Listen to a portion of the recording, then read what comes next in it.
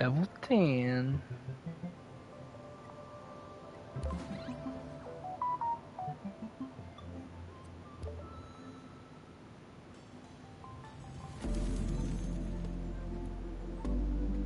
In a moment, you'll be creating and editing your own scenes in edit mode. Yippee! Scenes are like levels in a game, or scenes in a movie.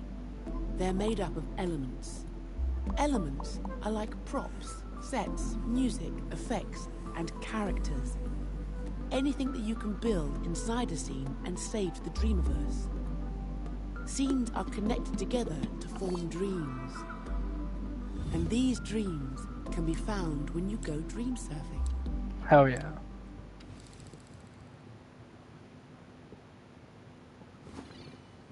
Welcome to Edit Mode. This is a fresh scene full of potential, where you can build anything you can imagine. Before you go wild with the power of dream shaping, let's just do a very quick imp quest to get you off on the right foot.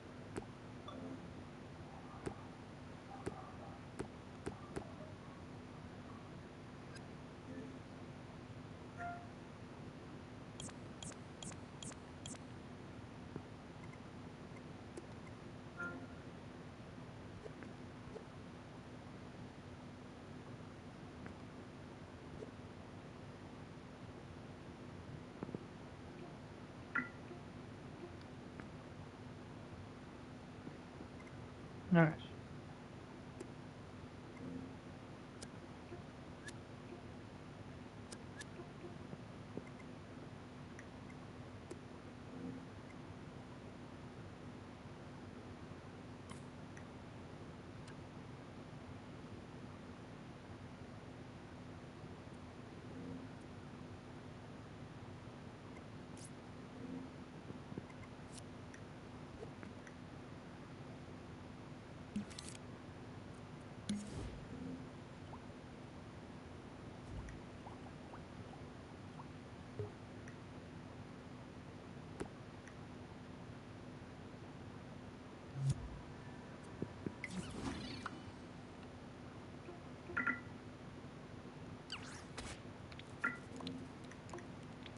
Hehe. Aw. Oh.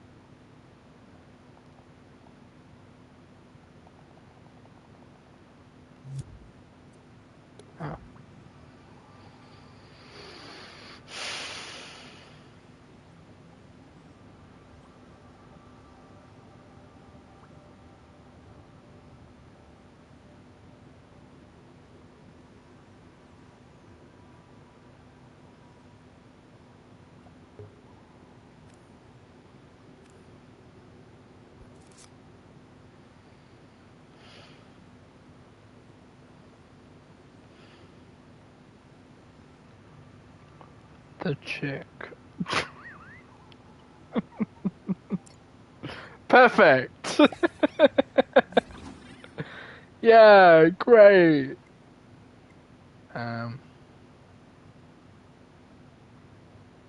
Interesting tutorial. Welcome to the Dreams Workshop.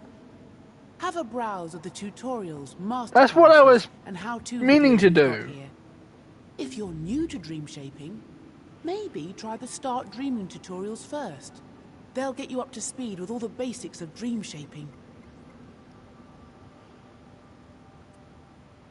I've already done that. Right?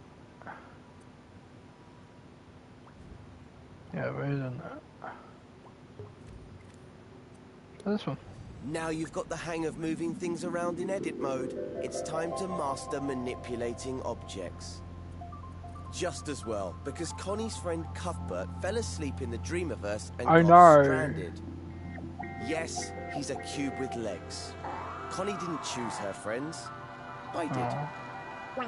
So, we need to fix these platforms if she's going to reach the flag and get to Cuthbert. Before we start, you can switch to play mode to see how a player would experience this scene.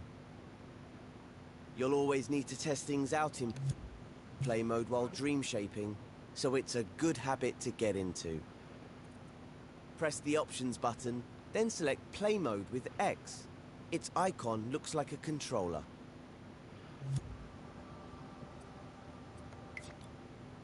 Once you're in play mode, take control of Connie with R2, and we'll see how far she can go. Start by jumping over to the first platform. Oh dear. Looks like it's too far for Connie. Move that first platform closer. To do that, head back into edit mode. So, open the options menu and select the button with the pencil icon. Once you're in edit mode, move on to the next step.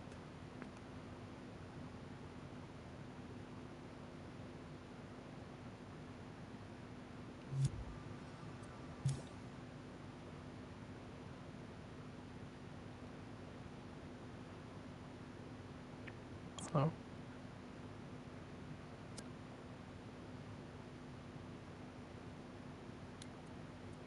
Hello?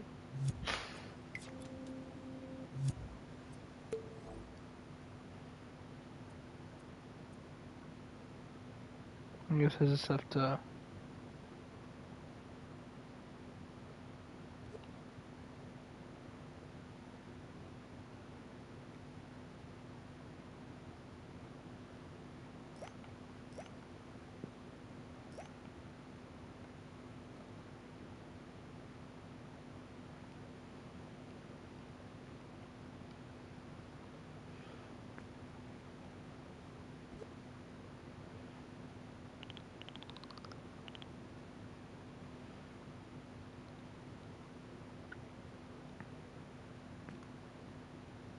I think that's perfect.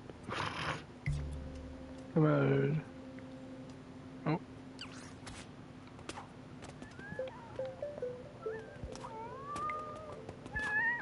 Got him.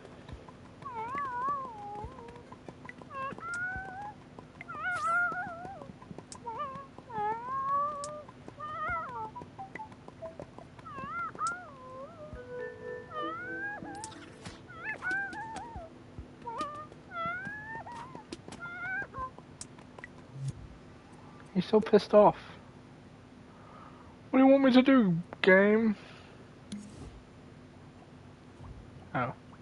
Doll. You want me to do a door? Alright. Eh.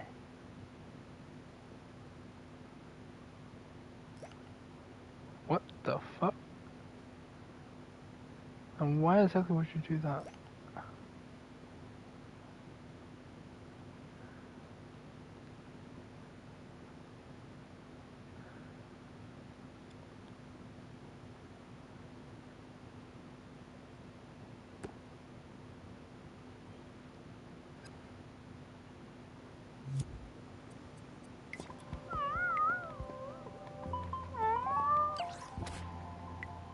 Got it. I'm here. Yay. Just enjoy this live stream. It'll be nice.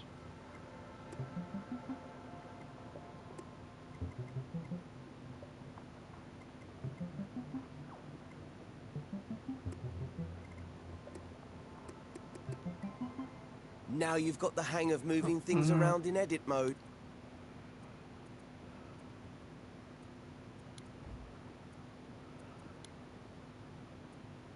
We have to do something about these platforms if Connie's gonna reach the other side.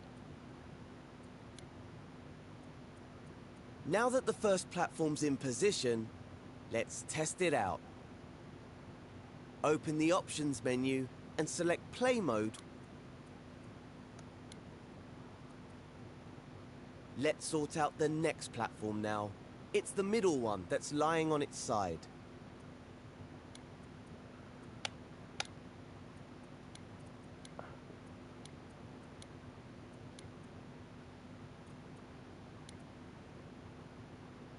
Perfect, I did it.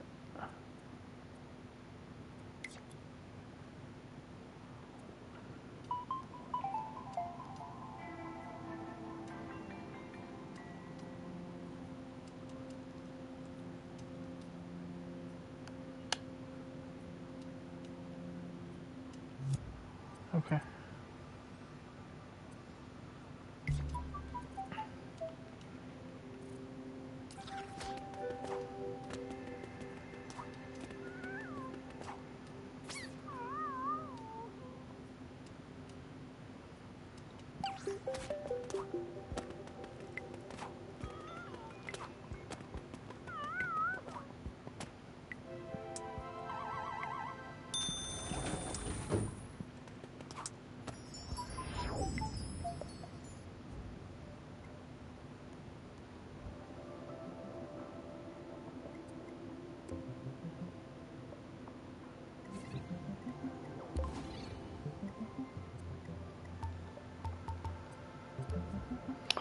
Do it. Oh yeah. This is the playground.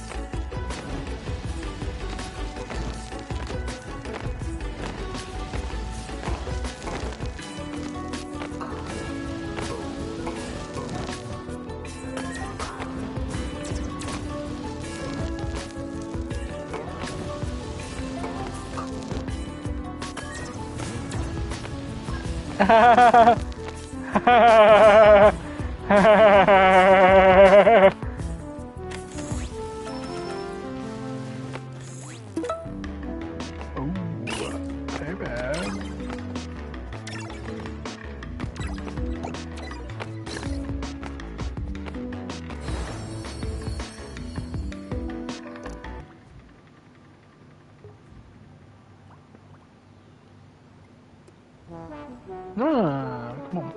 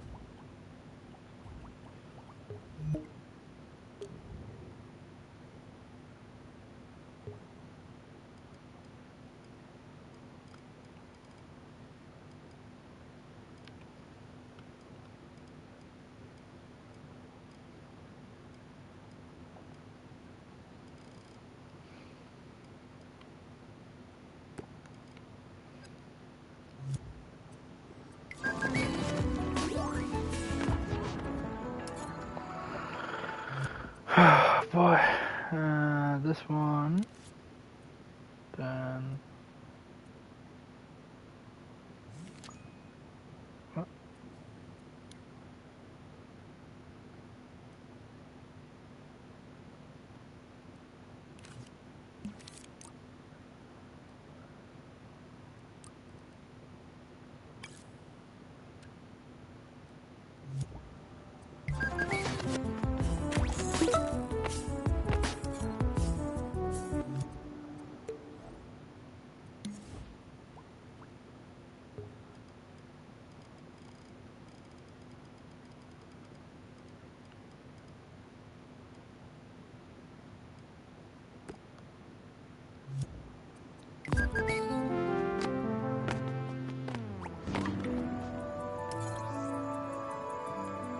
Nice.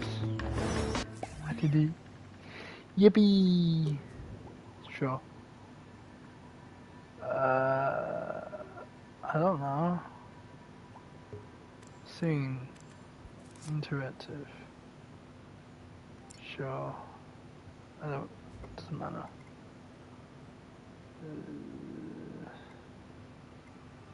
Sure.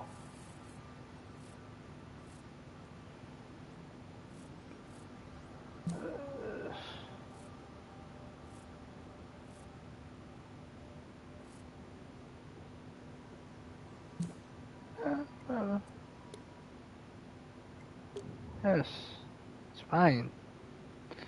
My God. Sure. Oh God. What the fuck is this?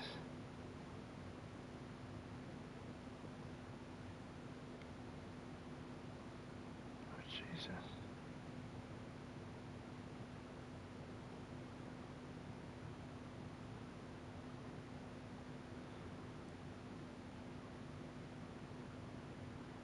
Cool.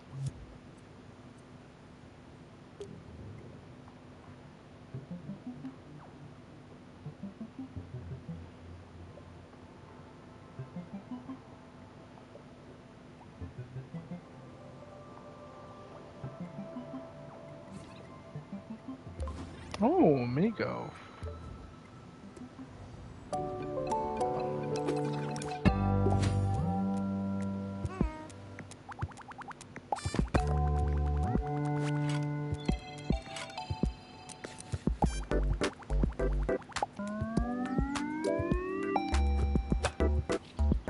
Yeah, baby.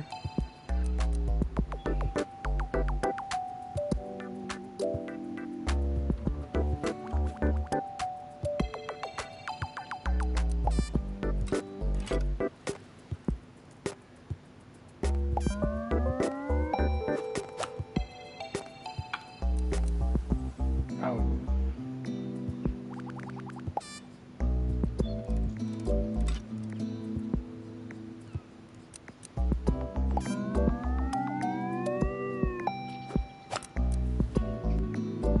Fuck. Damn you. I get it. Oh! I did it.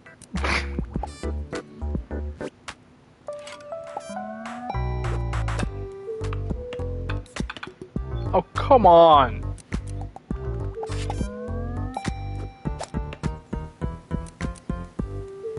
Oh my God, this is impossible.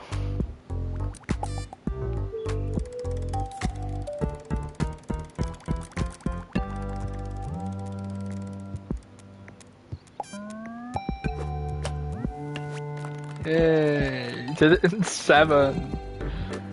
Oh God.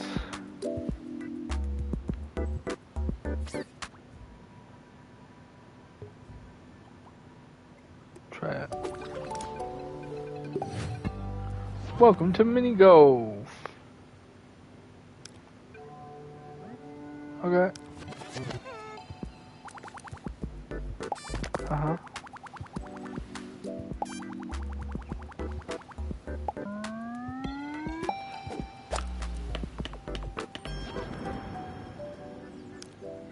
A missing piece? How dare you?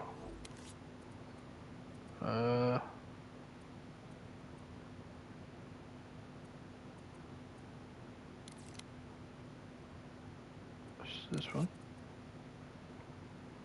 Done that.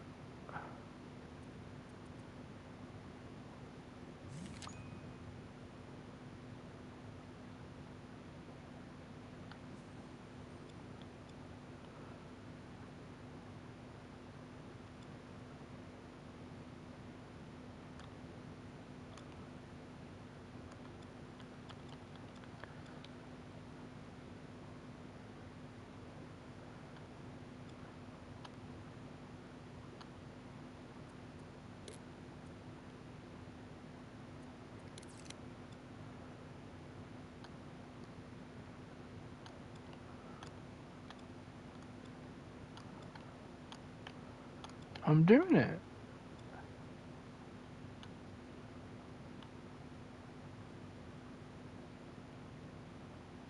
Hello? Oh.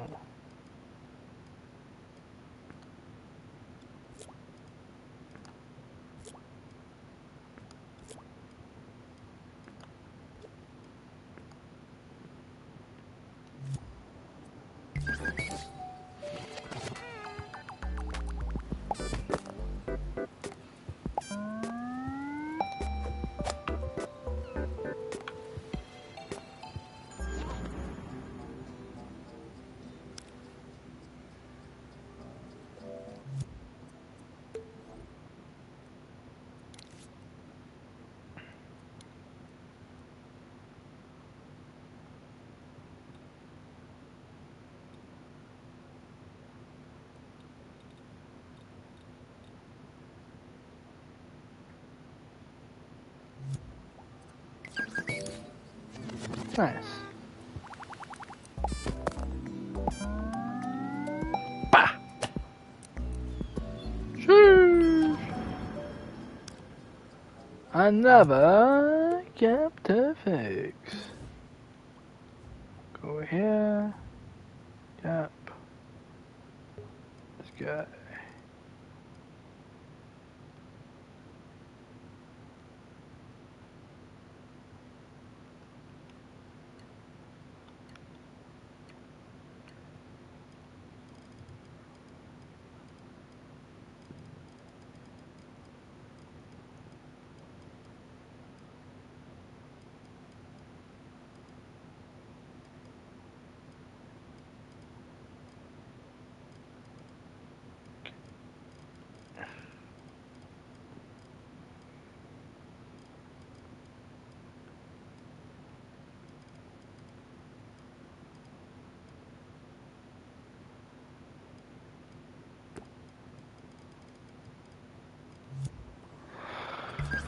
Oh god. Okay.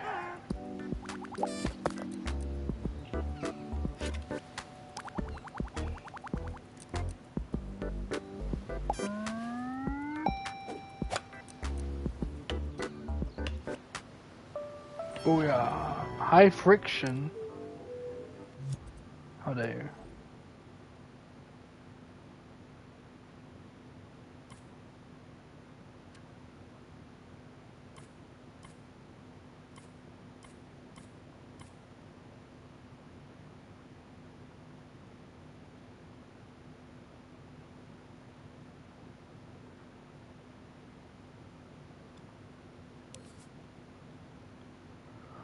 Oh my fucking god.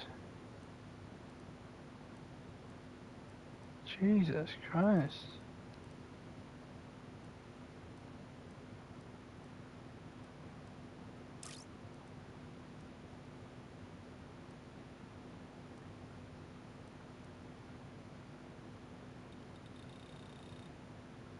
A 100.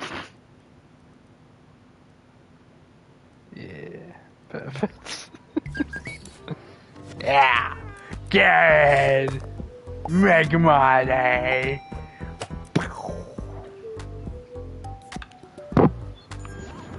Oh, no obstacle. Okay.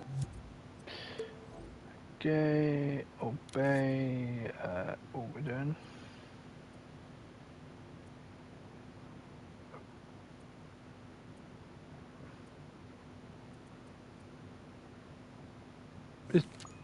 Sorry. This is the video library. We've got everything here. How-to Okay. videos, tutorials, masterclasses. Obstacles. They can all be watched while you edit, or enjoyed on their own, here in the Dreamiverse.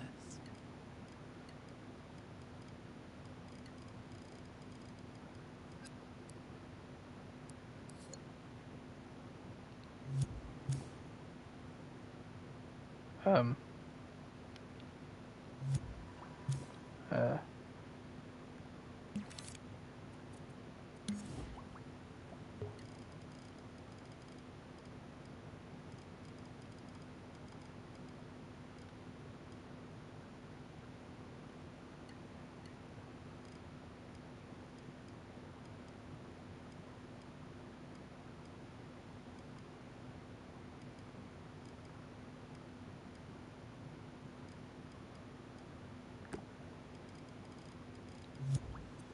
Perfect.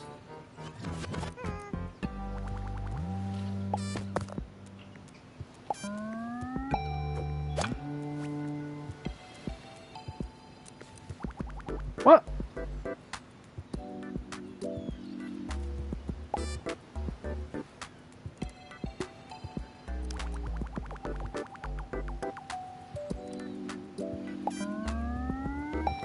Power! Boing. What? Oh. Making sure this is on. Yes, sir. Okay, there we go to flag.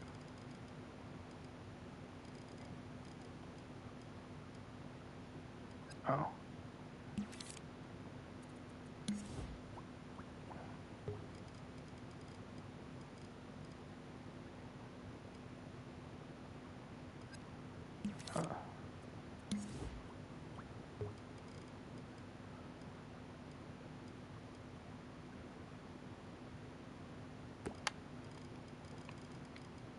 That's not even close. That's like, that's like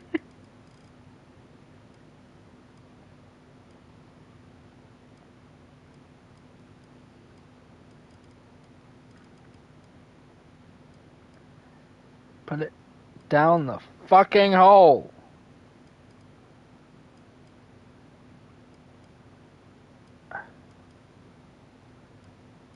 Why are you making this so fucking difficult? What the fuck? Oh my god.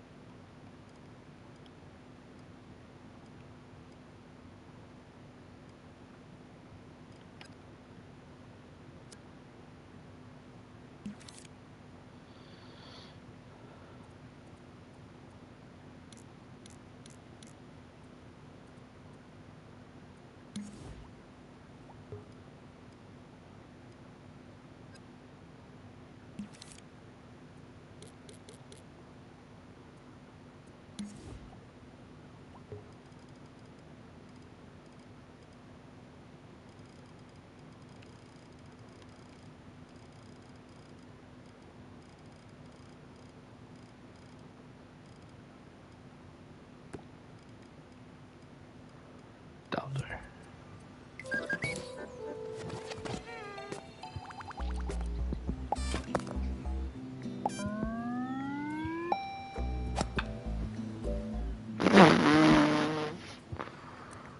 Whoops.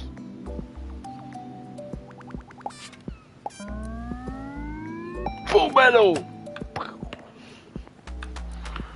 Oh yeah. Oh. Okay. And then we go to yeah. Pictures on. Good. Turn on switch. This one? Okay, okay.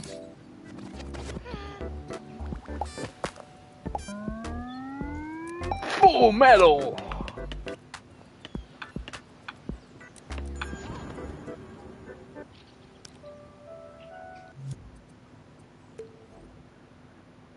Okay. Search. What are we doing? What are we searching for? Ball camera device. I don't know what I'm doing. Ball camera device.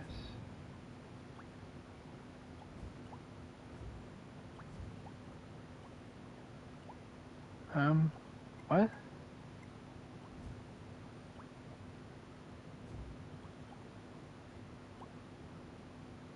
Where?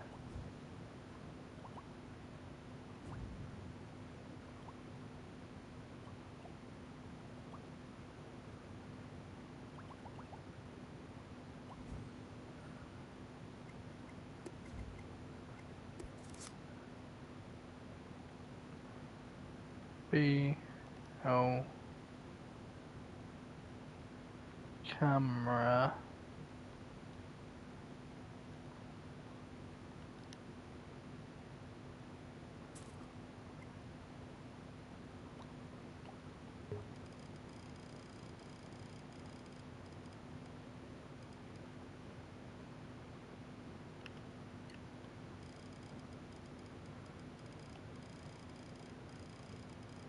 What?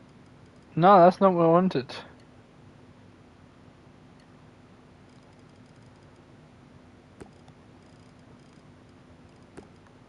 Oh. There you go.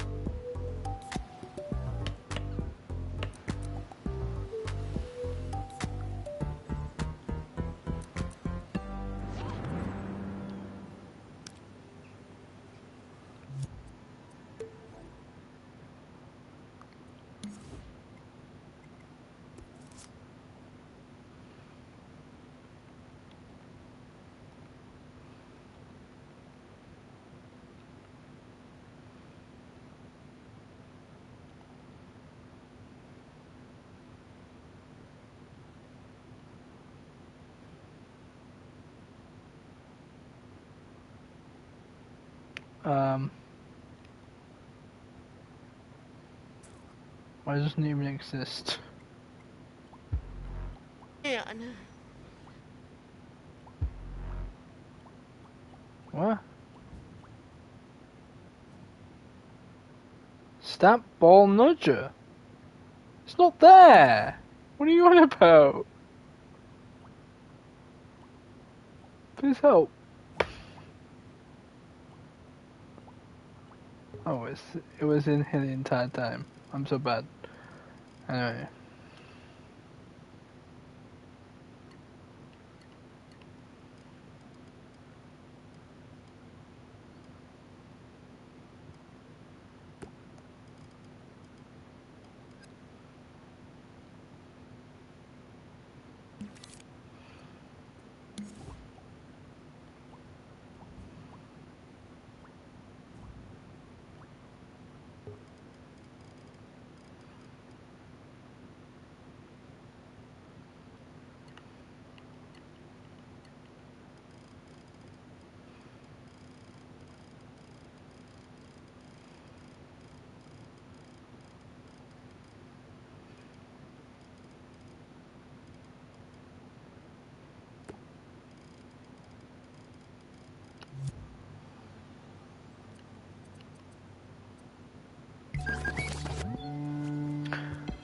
That's not gonna work.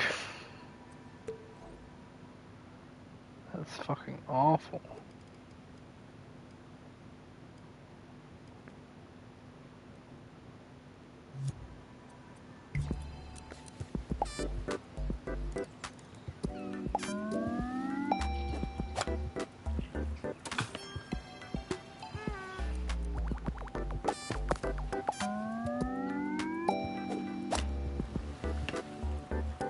Yay! Where's the final hole? I don't know. Up your ass!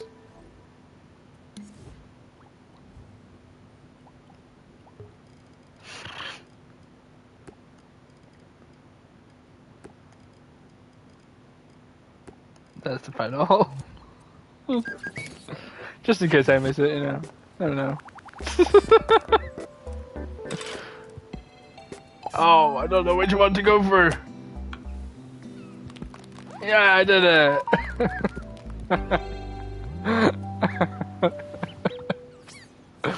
That was amazing. Yeah, I'm gonna save it.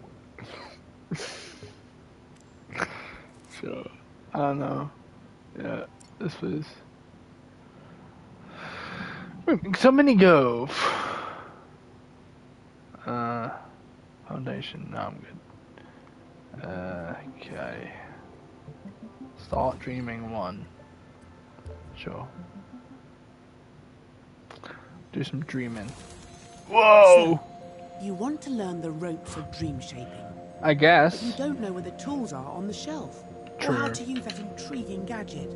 True. Or you want to know what that strange contraption over there does. Dream crafters, assist us.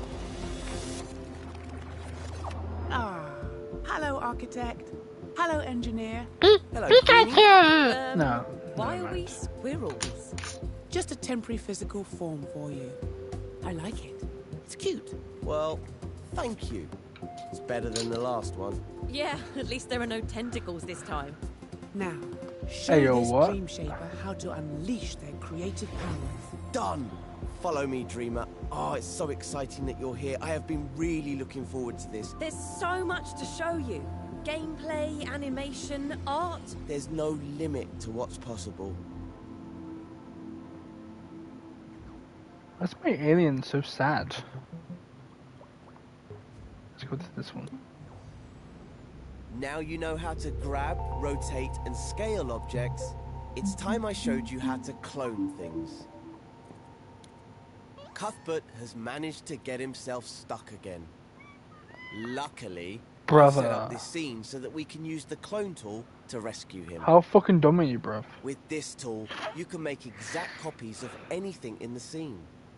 This makes it one of the most useful tools in a Dream Shaper's toolbox. Got it, mate. You'll also get a chance to practice with all the other tools that you've learned so far. If we get Connie off this platform, maybe she'll help us out. Let's use the clone tool on this one small block to create a bridge. Remember how we used the L1 button to modify how the grab cam and the left stick work? On it. Well, it can also change how the grab button works. Hover over the floating block with your imp and hold L1. What if I Now don't? grab the block with R2. And remember that if you press it gently, you can move it more slowly. Now you have another block. That's because grabbing things while holding L1 creates a clone of that object. Once you've created the clone, you can release L1, but don't let go of R2 until you're ready to place it in the scene. When you've found the right spot, release R2 to put it down. You can treat a cloned object just like you would any other element. You can move it. Getting Connie to that third platform looks easy enough. There's half a bridge between them, so we can just... Okay, Connie, we've almost made it to the door. Ah, but she needs to go across and up now. Let's get back to the staircase. It's looking pretty good, but I have one more thing to show you before you move on. Let's get rid of all the clones we've made by pressing the left directional button a few times. You'll notice all the repeated clones are undone together. Now hover over the first block, hold L1, then grab it to create a new clone. Remember to release L1 once you've made the clone, otherwise the next bit won't work. This time, move the block where you want the last step of the staircase to be. There, right in front of the door. Don't let go of R2 yet though. Instead, press the left directional button and... Look at that. You've created a sequence of clones between your imp and the original block. You can keep pressing left to create more steps or right to remove them.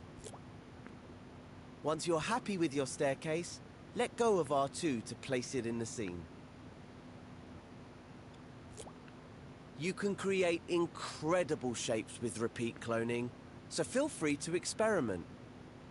How you position the first clone will affect all the repeated clones.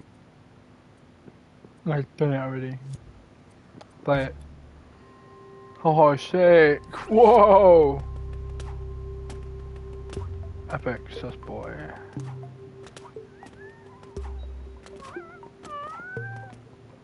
Got it. I did it. Oh. Gimme. Sure. Oh. Welcome to part 4 of our Start Dreaming tutorials. Ah, I see Cuthbert has managed to get himself in a pickle again. Connie, how do you keep put up fucking with doing him? this, bro? What a spanner. You're so fucking But stupid. with Connie's help, we can rescue You're a him. spanner. You're a fucking spanner, This you time are. around, I'll show you how to select and group your creations and how to scope in and out of groups. Luckily, someone left behind a block for us to use. Yay. Remember how to repeat clone blocks to create a bridge? Well, let's do that again. Move your view side on to the block and the gap. Hold L1, then grab the block with R2. Move it with the motion sensor function to create a clone. Just like last time, let go of L1 while still holding R2, then press the directional buttons to make more clones.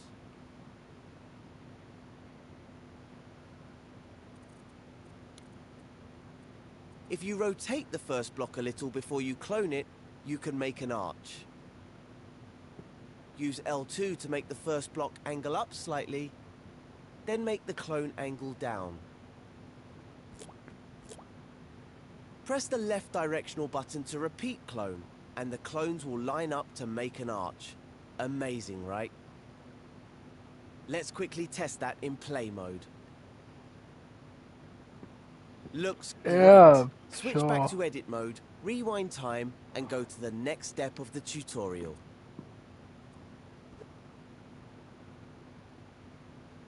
This is great. Awesome. Now, you probably noticed that all the blocks, the original as well as its clones, were selected automatically after cloning. You can tell when things are selected because they have an animated dashed outline. But after we switched between play and edit modes, everything was deselected. So let's select them again. All you have to do is hover your imp over one of the blocks and press X. There's the outline again.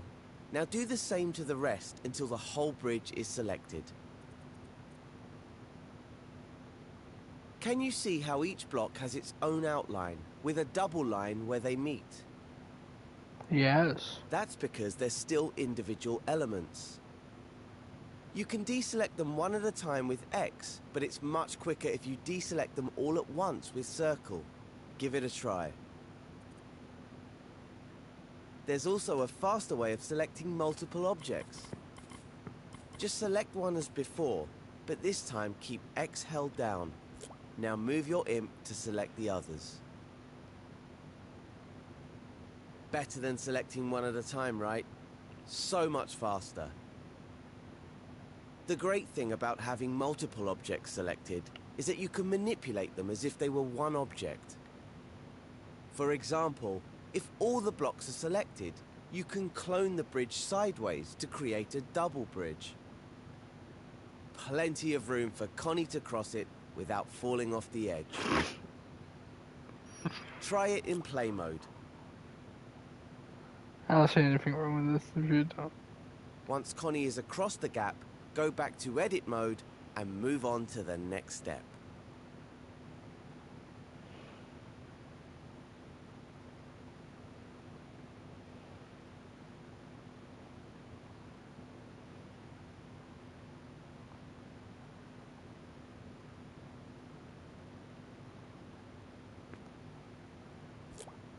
I'm just gonna do a fuck. I'm gonna do a fucking speed run.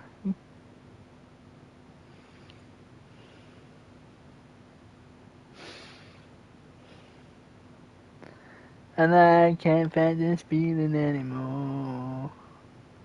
I forgot what the fight was for.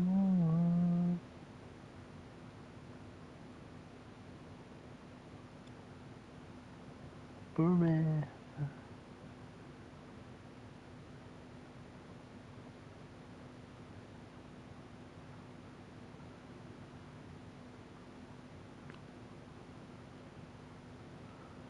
Should be able to do that. You know, this bridge would be really to select that way. Options it gives you tells you how group is one out L1. Now, you probably noticed options it gives you. Learn a new individual isn't already that it press X. Just try press X to create to make.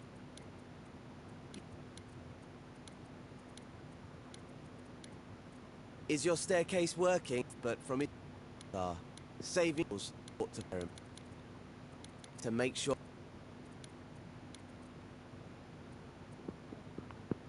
Alright, let's try it. This is the I don't know. I'm sure you'll be able to climb up here. Ah!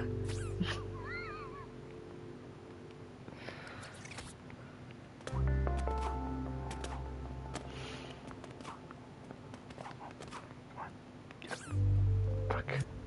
Fine. Okay. Let's clown you. Do that.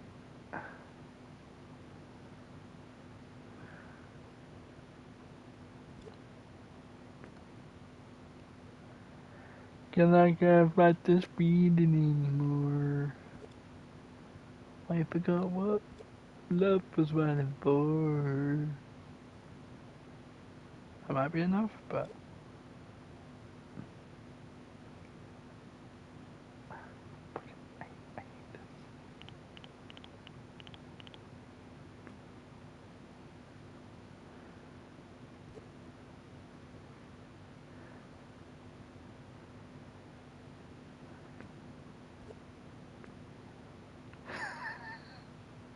that's not gonna work.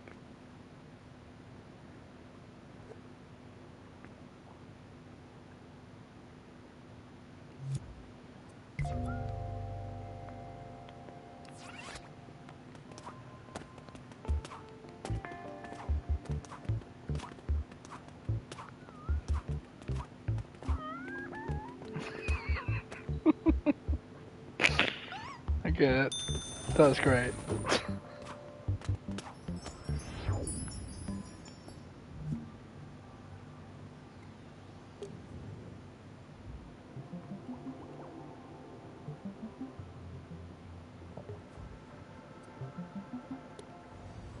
Are you ready to get those creative juices flowing? This tutorial's all about making your creations beautiful. Now, this is Connie's front garden. But what's this? It's Oh had no. all the colour, style and magic sucked out of it.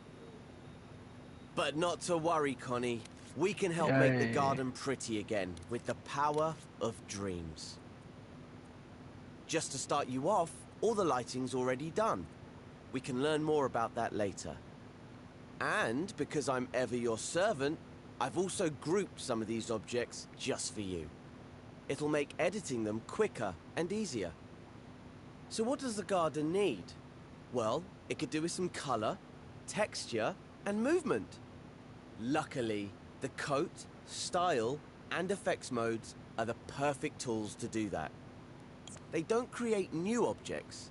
They modify existing sculptures and paintings. And they work on groups. With just a little practice, you can become a master of them all.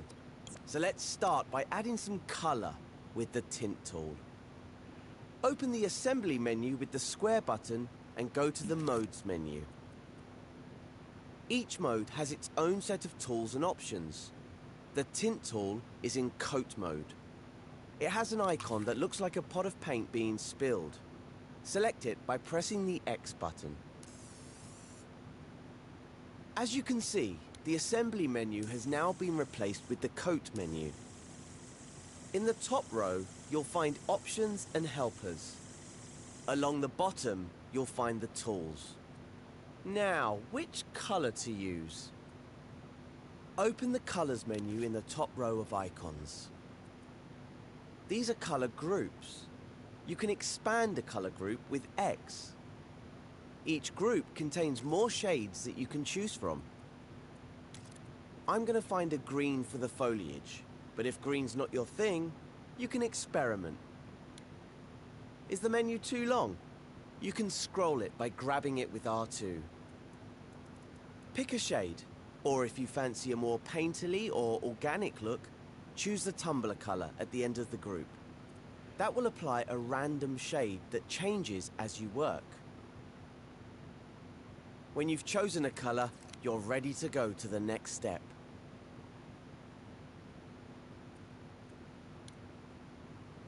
To add color to our scene, we'll use the tint tool, which has an icon like an airbrush.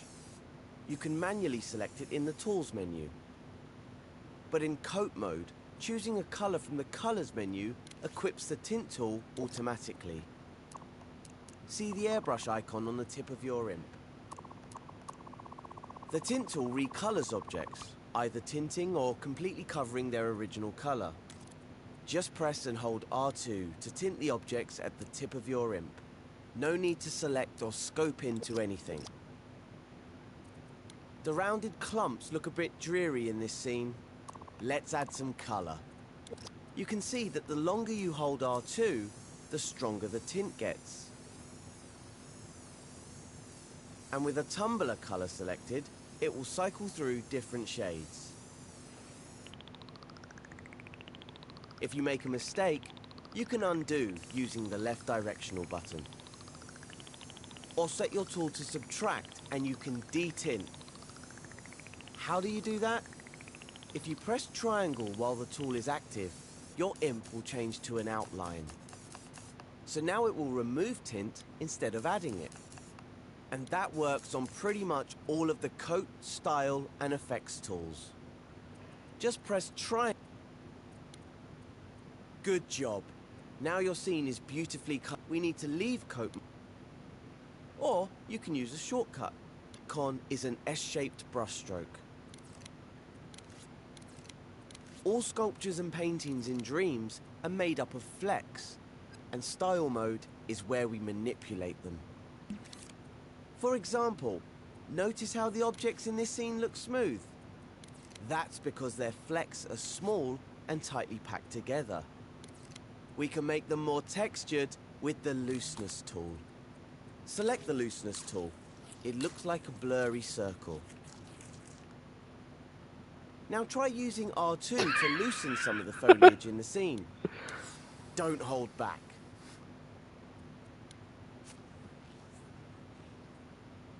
As you can see, loosening sculptures and paintings means their flecks become more obvious. If you think they're getting too loose, press triangle to make the tools subtractive and tighten them up again with R2. Whoa. Or you can just use the left really directional nice. button to undo. Don't forget to loosen up the river too. We'll need it in the following steps. Carry on loosening the objects in the scene. When you're happy, proceed to the next step. I think that's perfect. Wonderful. Connie's garden looks like a lovely painting. Oh yeah, Let's look at the water now. looks amazing. Water has a reflective quality, so let's add some shine to the river. This is where the finish tool comes in. Exit out of style mode with L1 and circle and head back into coat mode in the modes menu.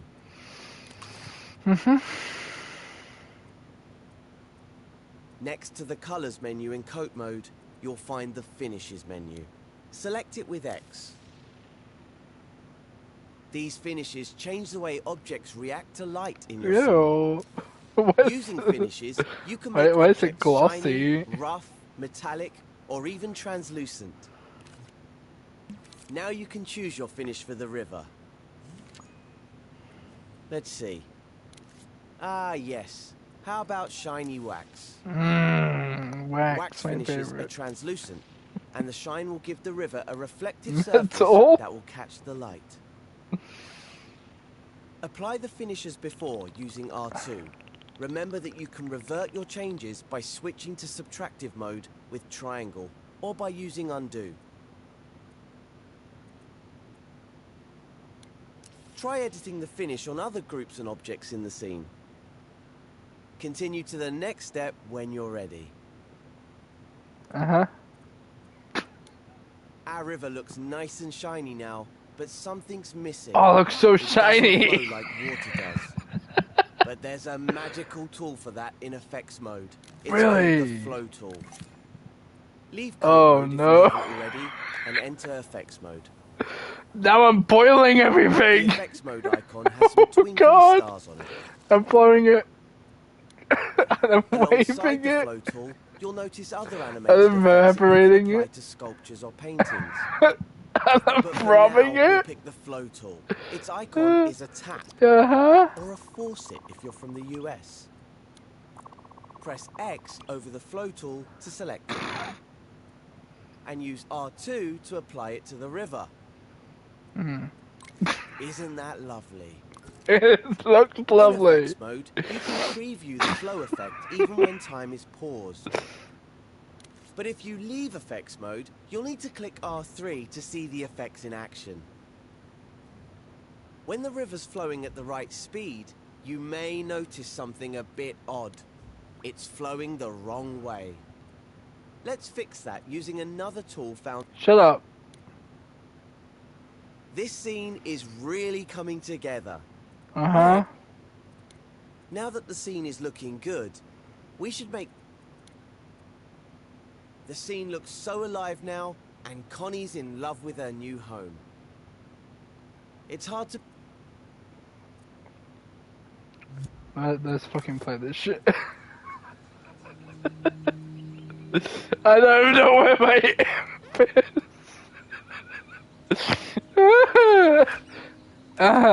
Wow, it looks amazing.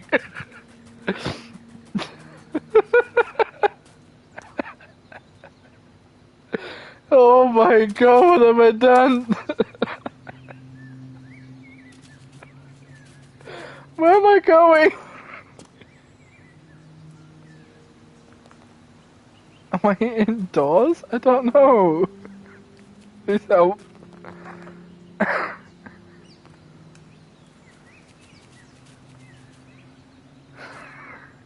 Perfect.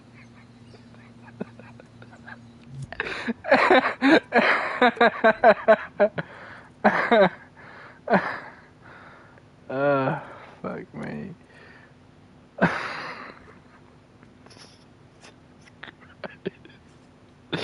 It's so fucking great.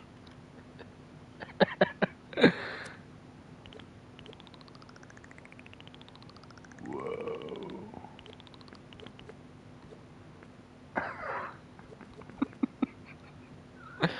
I'm having too much fun.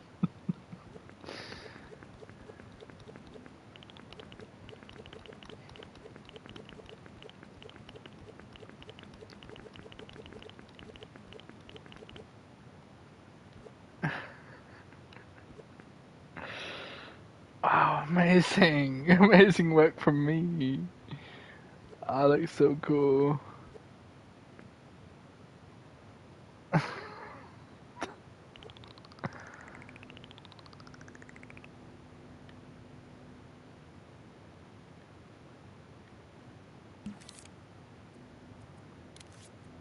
Gadgets.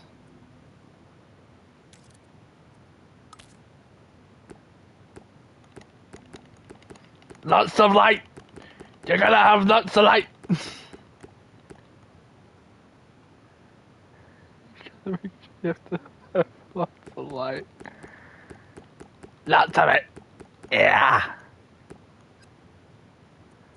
What's this mean? Oh. I'm adding too much. Gotcha.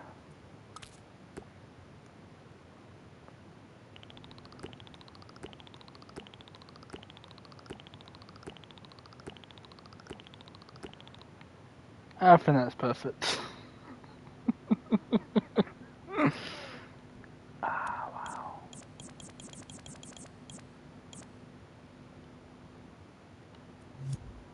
Amazing.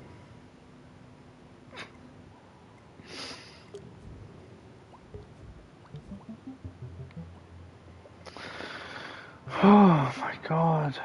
Sculpting. Character art. Sound design. Arranging music.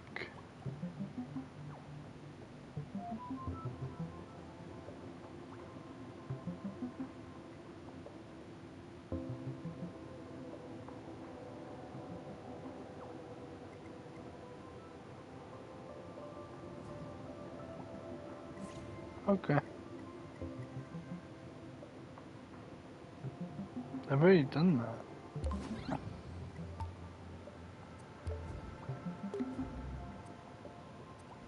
What are you on about? What? I still have to do this one? I hope you've got your imp under...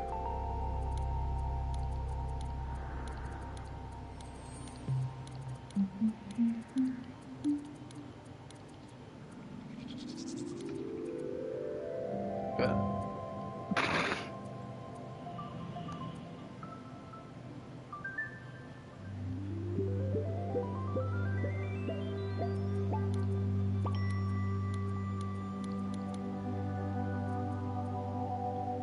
I hope you've got your imp under control. I've got some spectacular tricks to show you, and some that are just all right. In this tutorial, you'll master the basic controls you learned in the home space.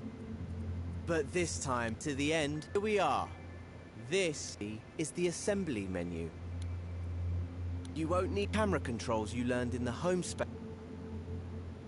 Use the right stick to look around the off in the wrong, back in familiar territory. Looks like... Did you zoom for over the...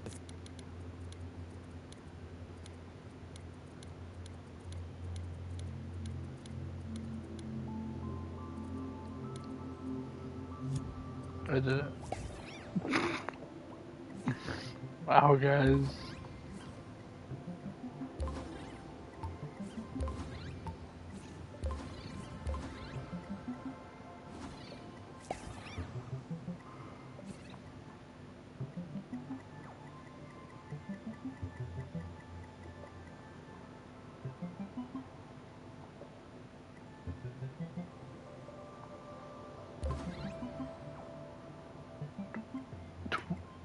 What?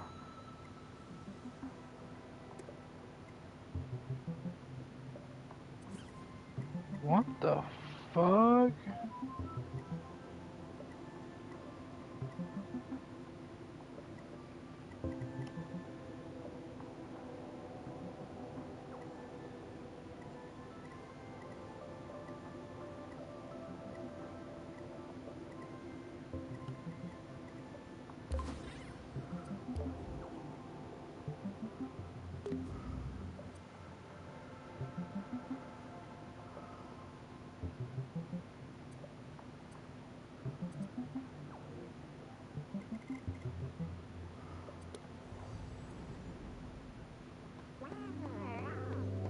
It's a beautiful day in the Dreamiverse, so Cuthbert's heading out for a stroll. It's a hard life being a cube. But Connie can't resist a practical joke, so she's dreamt up a spooky surprise for Cuthbert. she's gonna need your help to pull off this hair-raising prank. With a little lighting and atmosphere, we can transform this scene. But let's do a bit of I don't think any redecorating of this first. is really that fun Go to to the watch, assembly menu so and I'm not select the going to search upload it button with onto my X. YouTube. I'm just live streaming I've because prepared a because little I want collection to. of eerie elements for you to use. Open up the collection with X. Start by stamping a moon in the sky. Then stamp as many gravestones, crows, and flaming skulls as you want. Just make sure you don't block the path.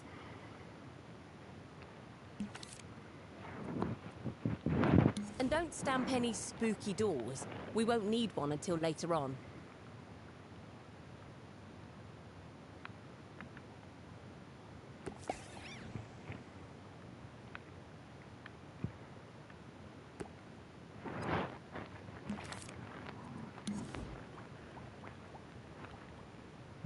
These spindly trees are made from paint strokes, which means they don't cast shadows. Delete them with the triangle button and replace them with the spooky tree in the collection.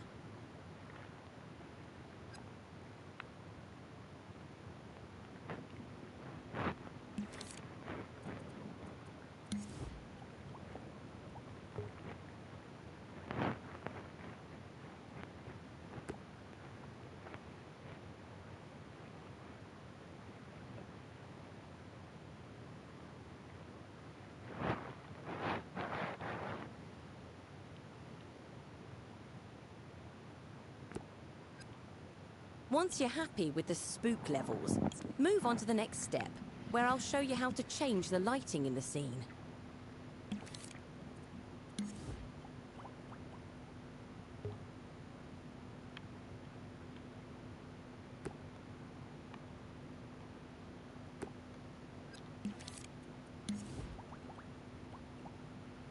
I'm going to take my time with this because I want to. I hate you.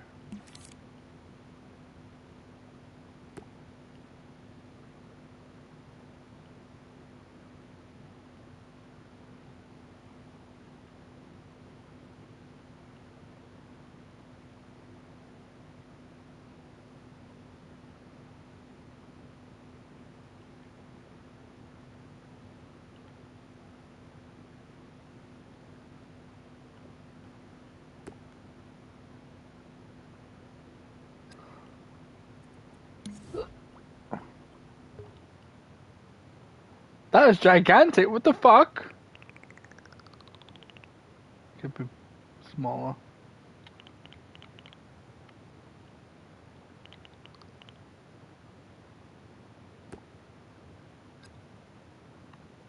Perfect. I think that's fine. To make the sky look like it's nighttime, we can use a sun and sky gadget. Go to the assembly menu and select Gadgets. Take a look in the cameras and lighting section. Here's where you'll find the sun and sky gadget. Its icon is a sun and a cloud. Select it with X, and then stamp one above the garden using R2 or X. We only need one, so unequip the gadget with circle once you've stamped it. Sun and sky looks quite different to most gadgets. It's round instead of square, and it also has these two gizmos attached to it. Unlike most gadgets, the sun and sky gizmos are always visible. The ball on top of the gadget represents the sky image that's projected around the scene. Grab it with R2 to move the sky image, or hold L2 to rotate it using the motion sensor function or the sticks.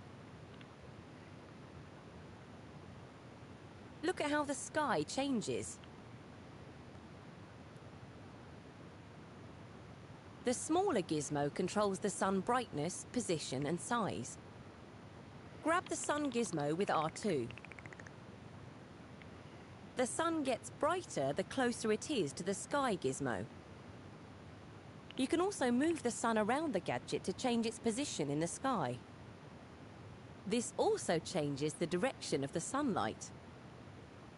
The sun is the main light source in the scene.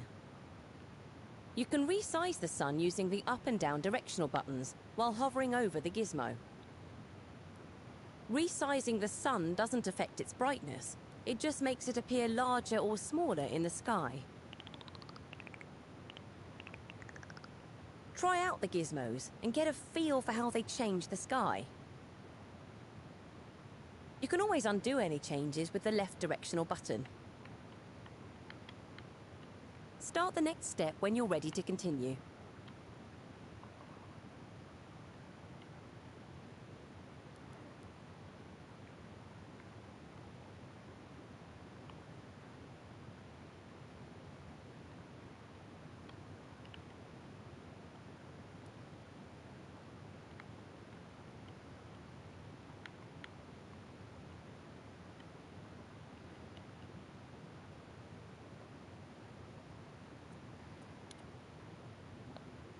Using gizmos lets us quickly experiment with different sun and sky settings.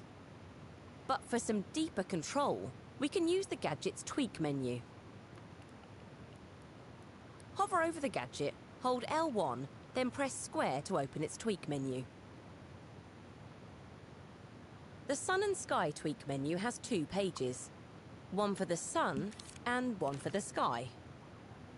The first page is sun properties.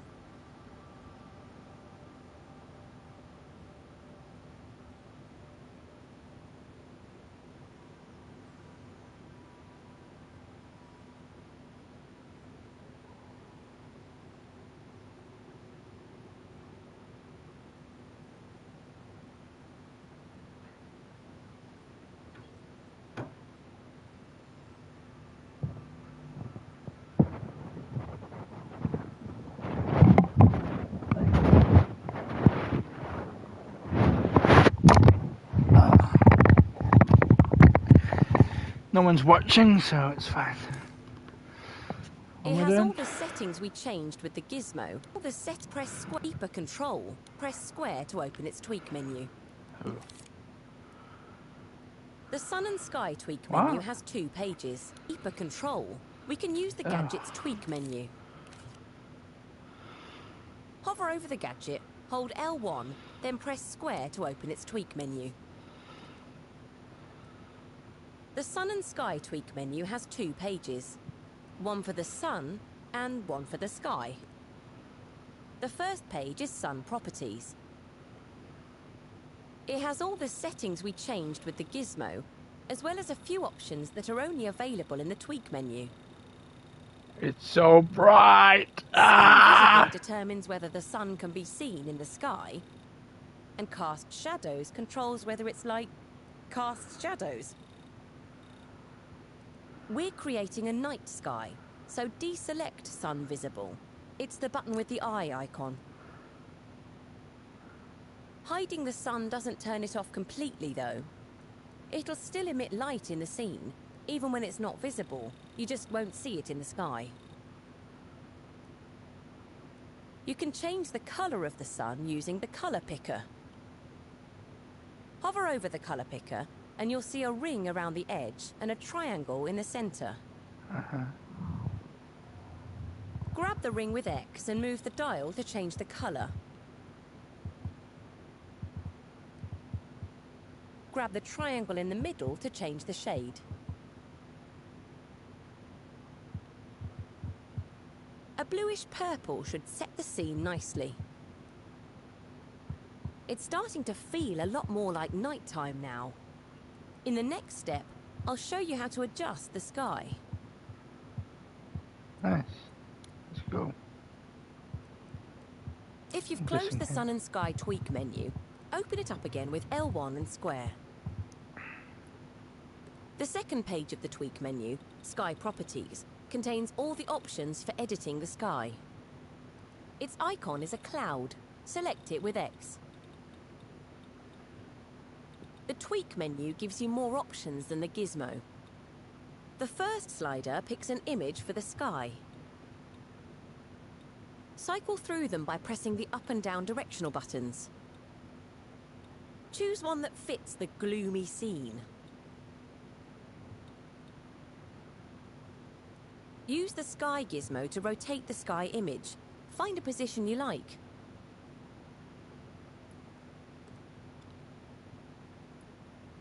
The sky is made of flecks. You'll know all about flecks if you've played the painting tutorial. You can pick a style for the sky using the Sky Fleck type slider. The next two sliders control sky brightness and saturation. If you turn the brightness down to 0, your sky will be pitch black. But if you make it a bit brighter, you'll still be able to see some of the sky's colour and detail. To change the colour of the sky, you can use the colour picker. It works just like the one we use to change the sun colour. Grab the outer ring with X to change the colour, then grab the triangle in the middle to change the shade. But if you've set the sky brightness or saturation to 0, you won't see any changes to the sky colour.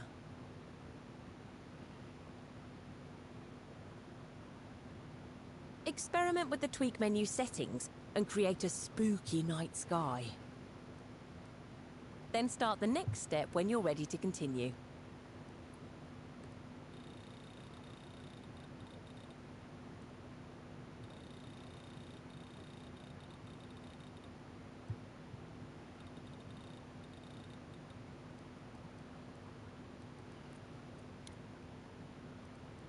When creating a dark scene, it can be tricky to see what's going on. You could end up completely lost in a scene. If you do find yourself stumbling around in the dark, there's a useful guide you can use, which will temporarily turn off all the moody lighting. Go to the assembly menu, then select Guides with X. Oh, shit. Look for studio lighting, then select it with X to turn it on. Temporarily turn off all the moody lighting. Go to the assembly menu, then select Guides with X. Look for studio lighting, then select it with X to turn it on. That's better, isn't it? Now we can see everything properly again. Studio lighting fills the scene with a bright, ambient light. Any lighting, grading or fog will be disabled so you can see exactly where everything is and what it looks like. Deselect the studio lighting button to turn all your atmospheric gadgets back on.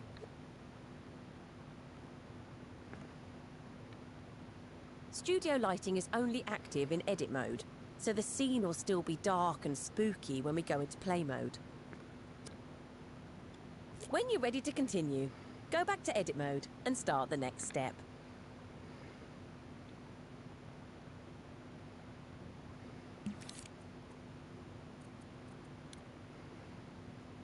The Sun and Sky gadget isn't the only way to light a scene. You might have noticed that there's a light gadget in the scene. Light gadgets can be used to create more sophisticated lighting, or to illuminate specific areas or objects. If you can't see it properly, just check that you don't have studio lighting switched on. Grab the light with R2 to move it around. Or grab it with L2 and use the motion sensor function to rotate it. You can add more lights to the scene from the assembly menu. Go to the Gadgets menu, then open Cameras and Lighting. Select the Light gadget with X and stamp one in your scene, then press circle to drop the gadget from your imp. If you select the light with X, you'll reveal its gizmo. This cone-shaped gizmo shows the angle and range of the light. Hover your imp over the edges of the cone and grab them with R2. Move your imp to widen the angle or extend the range of the light.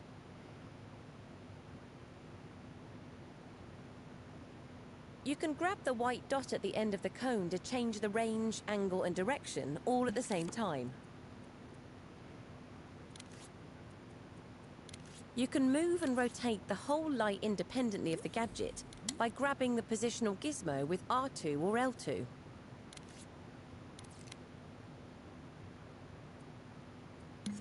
When lighting a scene, it's important to consider how the player will see it. If you pull back from the garden, you'll see that there's a camera gadget in the scene. Switch over to play mode to see how the scene looks through that camera.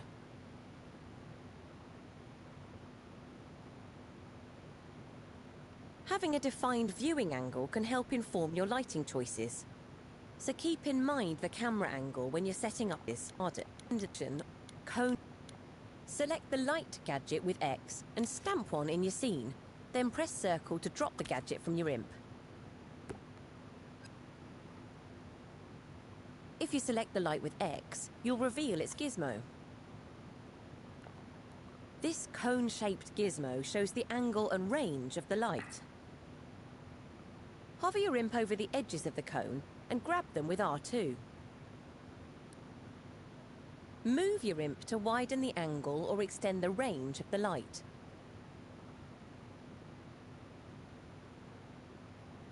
You can grab the white dot at the end of the cone to change the range, angle and direction all at the same time. You can move and rotate the whole light independently of the gadget by grabbing the positional gizmo with R2 or L2, all at the same time. You can grab the white dot at the end of the cone to change the range, angle and direction all at the same time. You can move and rotate the whole light independently of the gadget by grabbing the positional gizmo with R2 or L2.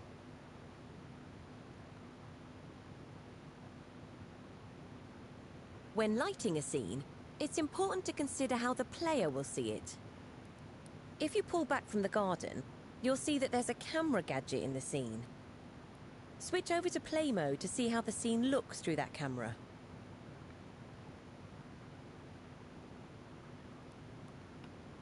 Having a defined viewing angle can help inform your lighting choices.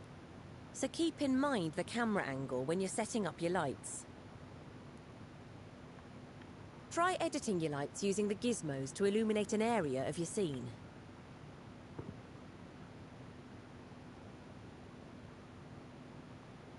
Of course, the gizmos aren't the only way to edit lights. Like everything else, lights can also be tweaked.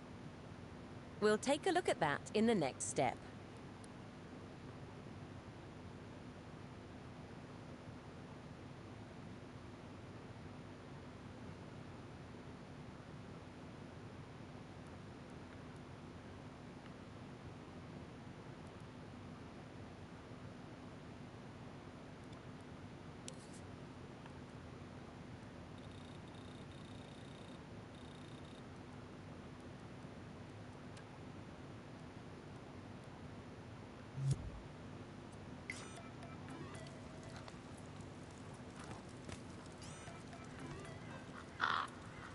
That looks pretty nice.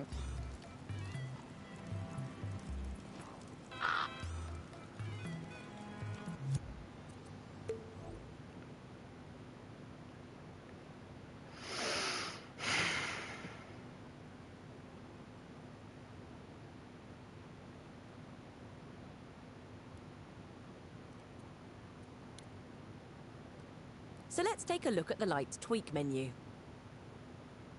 Hover your imp over a light in the scene, hold L1, then press square.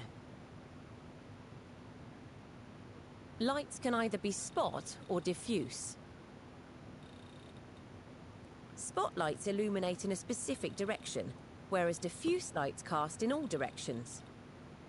Light gadgets are set to be spotlights by default. but you can easily change their type by selecting the diffuse button. For this scene, it's better if we stick to using spotlights though. Notice the spotlight has tweak sliders for beam range and beam angle. These sliders do the same thing as the gizmos we used in the last step, but they give you more precise control. The fade angle slider changes the softness of the spot. At 0%, the spot will have a sharp edge. As you increase the slider, the edge will become softer. Deselecting the Cast Shadows button will stop the light from casting shadows. A very useful feature, but not for our spooky garden, as shadows will add to the overall atmosphere. The last two sliders, Use Image and Image Blur, allow you to project an image with the light. Images can be used to break up the light and add texture, making it look like it's coming through clouds or trees. Hover over the Use Image slider and use the up and down directional buttons to cycle through the images. Find one that suits the scene. How does that look? Pretty nice. Now we're going to literally add some atmosphere to the scene using a fog gadget.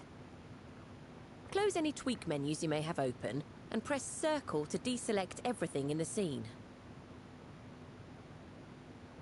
Open the assembly menu. Press square if it's closed. Select gadgets, then cameras and lighting. The fog gadget icon looks like a cloud. Select it with X. We'll use this gadget to create some low-lying mist in the garden. Stamp a fog gadget somewhere in the garden with R2 or X. How about around one of the gravestones? Once you've done that, press circle to drop the gadget from your imp. To edit the fog, we'll use its gizmos. Select the gadget with X to reveal them. The zone shows you the area that will be foggy. You can grab the zone with R2 to extend it. Look closely, and you'll notice that the fog gadget actually has L1, then grab the zone with R2 to edit the fall-off zone. In the fall-off zone, the fog becomes gradually less and less dense until it's completely dissipated. Extend it to make the fog fade away gradually, or pull it in to have a tight ball of fog instead.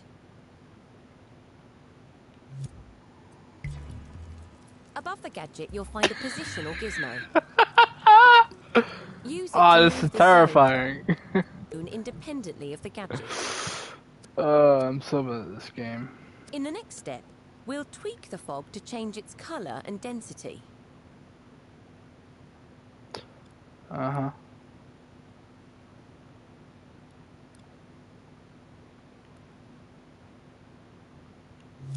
So if I play it now.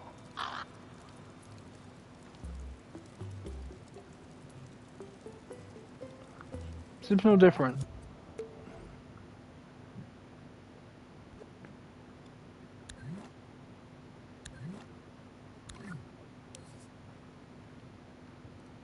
What? What the fuck did I do? What's happening? What is this? How?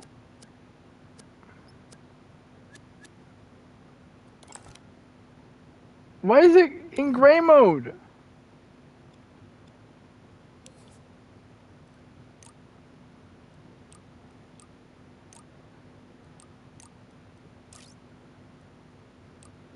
It's a friend.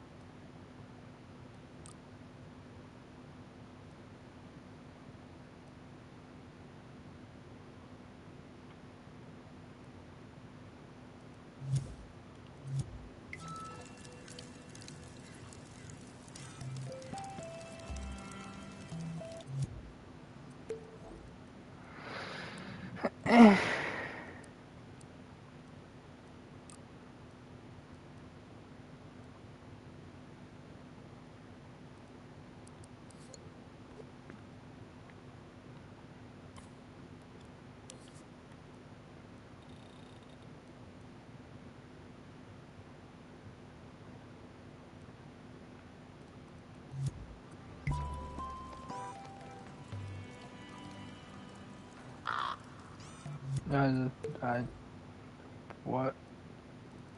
I'm so bad at this game.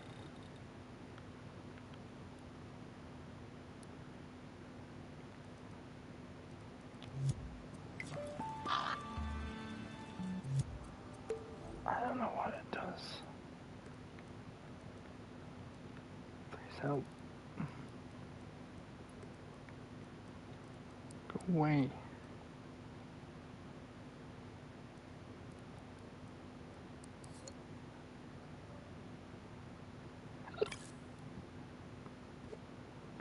No.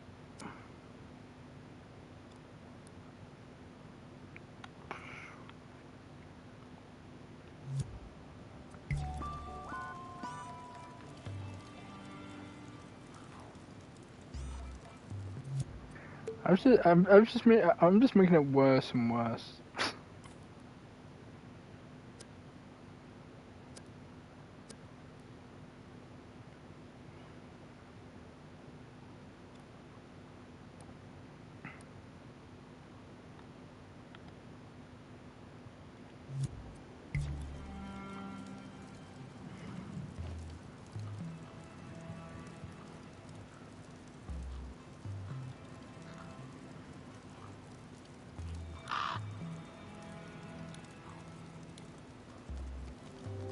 The garden is looking very spooky now. The finishing touches will be to add some grading and effects.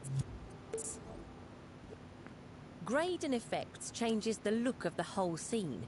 It's a bit like adding a photo filter. Let's take a look. Open the assembly menu. Press square if it's closed. In cameras and lighting, look for the grade and effects gadget. The icon is an I instant prefer it photo without with some fog. sparkles on it. You removed, bitch. Select it with X, then stamp one anywhere in your scene. Stamp? There are no gizmos for this gadget, so open its tweak menu to explore the settings. Grade and Effects is a powerful gadget with a handful of tweak menu pages. The first page, Light and Colour, has settings for brightness, contrast and saturation. Try using the sliders to refine Oh my the God. nighttime look of the scene. If the grass still looks a bit too green, we can fix that by easing off the saturation.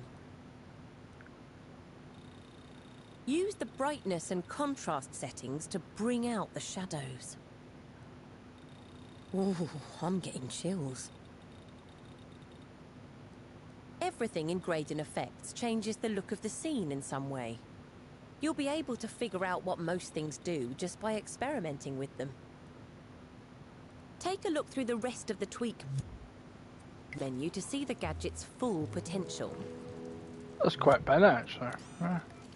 On the colour tinting page, you can individually tint the shadows, midtones and highlights of the yeah, scene. sure. It's red. now it's blood red. I like that, it's really funny. Screen effects add filmic touches like vignettes, lens flare or grain. It's just fucking red. When it comes to grading and effects, there's no right or wrong God. answers. This It's is a all about blood creating a moon. look that suits your scene. That. Most of the time, less is more, but it can be fun to test the extremes too. Yeah, I know. I think I'm gonna make it. Remember, you can always undo using the left directional button, like a bit, and you can reset any tweak slider by hovering over it with your imp and pressing triangle. Or use the studio lighting guide to hide all the effects. To complete the tutorial, you'll need to stamp the spooky door in the scene. You can find it in the tutorial collection.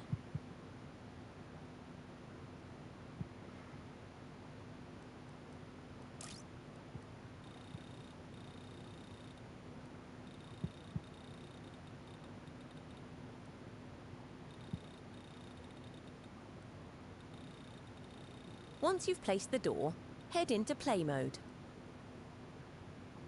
Walk Connie through the spooky door to see what Cuthbert thinks about the garden's new look. You can find it in the tutorial collection.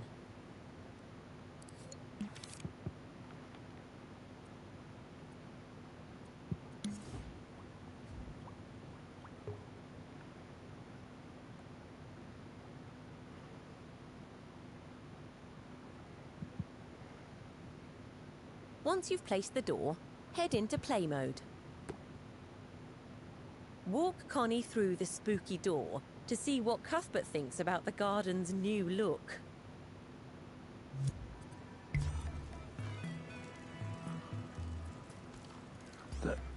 What do you mean? Oh, there he is.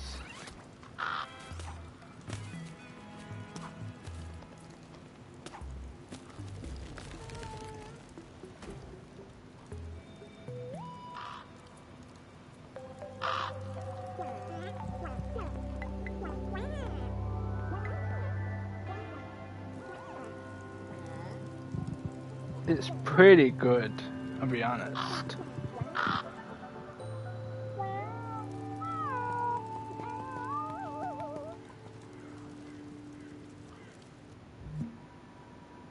That's actually really nice.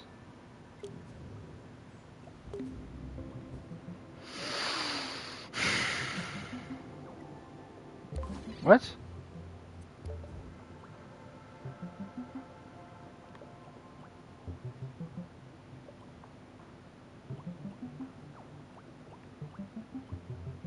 Are you? Oh my god. In this tutorial, you're gonna learn all about the exciting world of logic. I don't know. Pay no attention to Cuthbert. It's not as complicated as it sounds. I promise. Are you sure? Let's check out the scene. Alright. See the buttons on the platforms in front of our good friend Connie? Yeah. They activate the bridges that will take her to the next platform. At least that's what they're supposed to do. To get them working, This you'll game need to on connect them to the PC would gadgets that blow control up them. You can't see gadgets when the you're in play entire mode, world, bro. but they let you do all sorts of useful things in This edit type mode. of editor would be You so can tell gadgets cool apart by their color and icons. on PC. Green gadgets are sensors and inputs. It's insane. This one is what we call a trigger zone. It's one of the more versatile gadgets. It can trigger other gadgets when it detects something in the scene. Uh-huh. Like in this case, Connie standing on the button. Hi, Connie. He can't hear you. If you select the gadget with X, you'll be able to see its Oh. detection zone. That's it, right there above the button. Press the circle button to deselect the trigger zone, and let's look at the next gadget. Pink gadgets are What? movers and outputs, meaning they make things happen in the scene. This particular gadget is a rotator, and it's connected to the first bridge. Click R3 to start time, and let's see what it does. Oh no.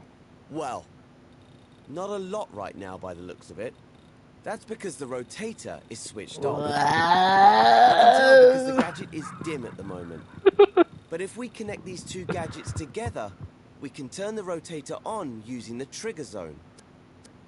In the next step, I'll show you how. Okay. Before we start connecting things, make sure you can see both gadgets. Alright, yeah. You'll notice they have ports sticking out of their sides. Ports on the left are inputs, and the ones on the right are outputs. Hover over the output port on the trigger zone now. You'll see the word detected appear. That means that when the trigger zone detects something, this output will send a signal. Before it can Nice. send that signal to the rotator though, we'll need to connect them with a wire. So hover over the detected output and press R2 or X. You'll notice your imp is now tethered to the port by a wire. Power ports have appeared on the gadgets too. It's these ports that switch gadgets on or off. Okay, drag the wire over to the rotator gadget. Now Shit. hover over the power port at the bottom, then press R2 or X. Once the gadgets are connected, the wire will disappear automatically. That way, your scene won't get cluttered. After all, you don't want wires all over the place. You can see the wire again by hovering over either gadget. Okay, time to test that connection out. So let's switch over to play mode in the options menu.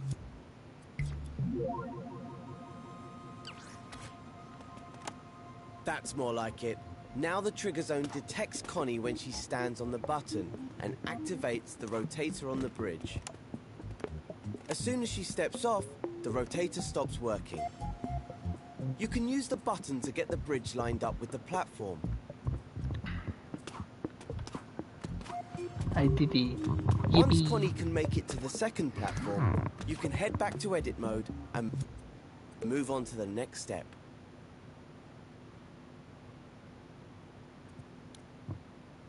Now that we've connected the rotator, let's take a look at the second platform. See the yellow gadget on its side? This gadget isn't a sensor or an output. It's called a microchip. Microchips are used to organize logic in scenes. You can think of them as boxes of gadgets and wires. Let's have a look inside. Hover over this one with your imp. Hold L1 and press X. It's just like scoping into a group of objects. This window is the microchip's canvas. And if these gadgets look familiar, it's because they're two rotators. Each one controls half of this jointed drawbridge. Try to connect the output from the trigger zone to the power ports on the rotators. You can create multiple wires from the same output. Or you can clone wires in the scene by holding L1, then grabbing them with R2. Clone the wire near the rotator to create a new wire from the trigger zone. Once you've connected the trigger zone to the second rotator, switch over to play mode and make sure it's all working. Okay, jumping on the button now will activate the trigger zone and raise the drawbridge so that you can cross over the... Oh, wait a minute. The bridge has dropped down before Connie could cross. That's because the signal... Brother.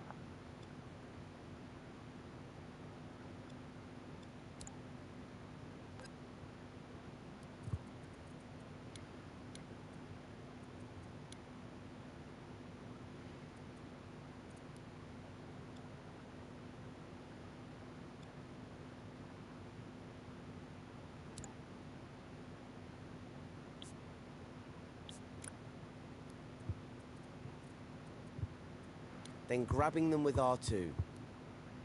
Clone the wire near the rotator to create a new wire from the trigger zone. Once you've connected the trigger zone to the second rotator, switch over to play mode and make sure it's all working. Okay, jumping on the button now will activate the trigger zone and raise the drawbridge so that you can cross over the... Oh. Oh no. Wait a minute. The bridge has dropped down before Wait a Connie minute. could cross. That's because the signal to the rotator stopped sending as soon as Connie stepped off the trigger zone. Switch back to edit mode. Wow. Rewind time with L3. In the next step, I'll show you how to make signals stay on. About that. Doesn't exactly do what I tell it to. Okie dokie, time to edit again. If we want the bridge to stay up, we'll need to add a gadget between the trigger zone and the rotator to keep it activated. Alright. We can do this with a counter. So let's go into the assembly menu. Press square to open it if it's closed. Select the gadgets menu with X. You'll find the counter in the logic and processing section. The gadgets in this menu take an input signal and change it in some way before sending it on. Go ahead and select the counter. Its icon is a tally counter. Now you can see the gadget on your imp. Hover over the microchip and it will snap to the canvas. Press R2 or X to stamp the counter onto the microchip, then press circle to unequip it. The counter gadget counts up or down whenever it receives a signal through its inputs. By default, it starts its count at 0 and has a target of 1. Once it reaches that target, it sends a constant signal through its counter full output port. Before we connect it though, let's tidy up the wires connecting the trigger zone to the rotators. Just hover over them and press triangle to delete them.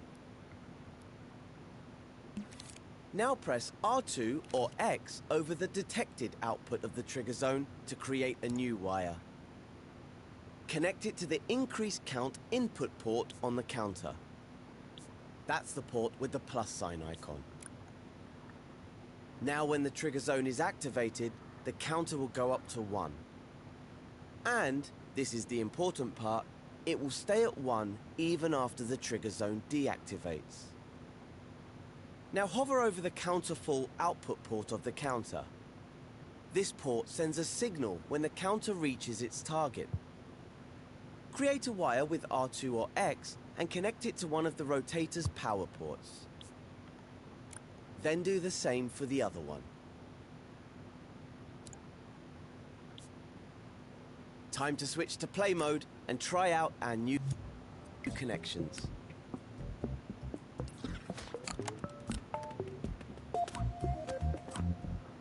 Hey! When you're happy everything's working as it should, return to edit mode and move on to the next step.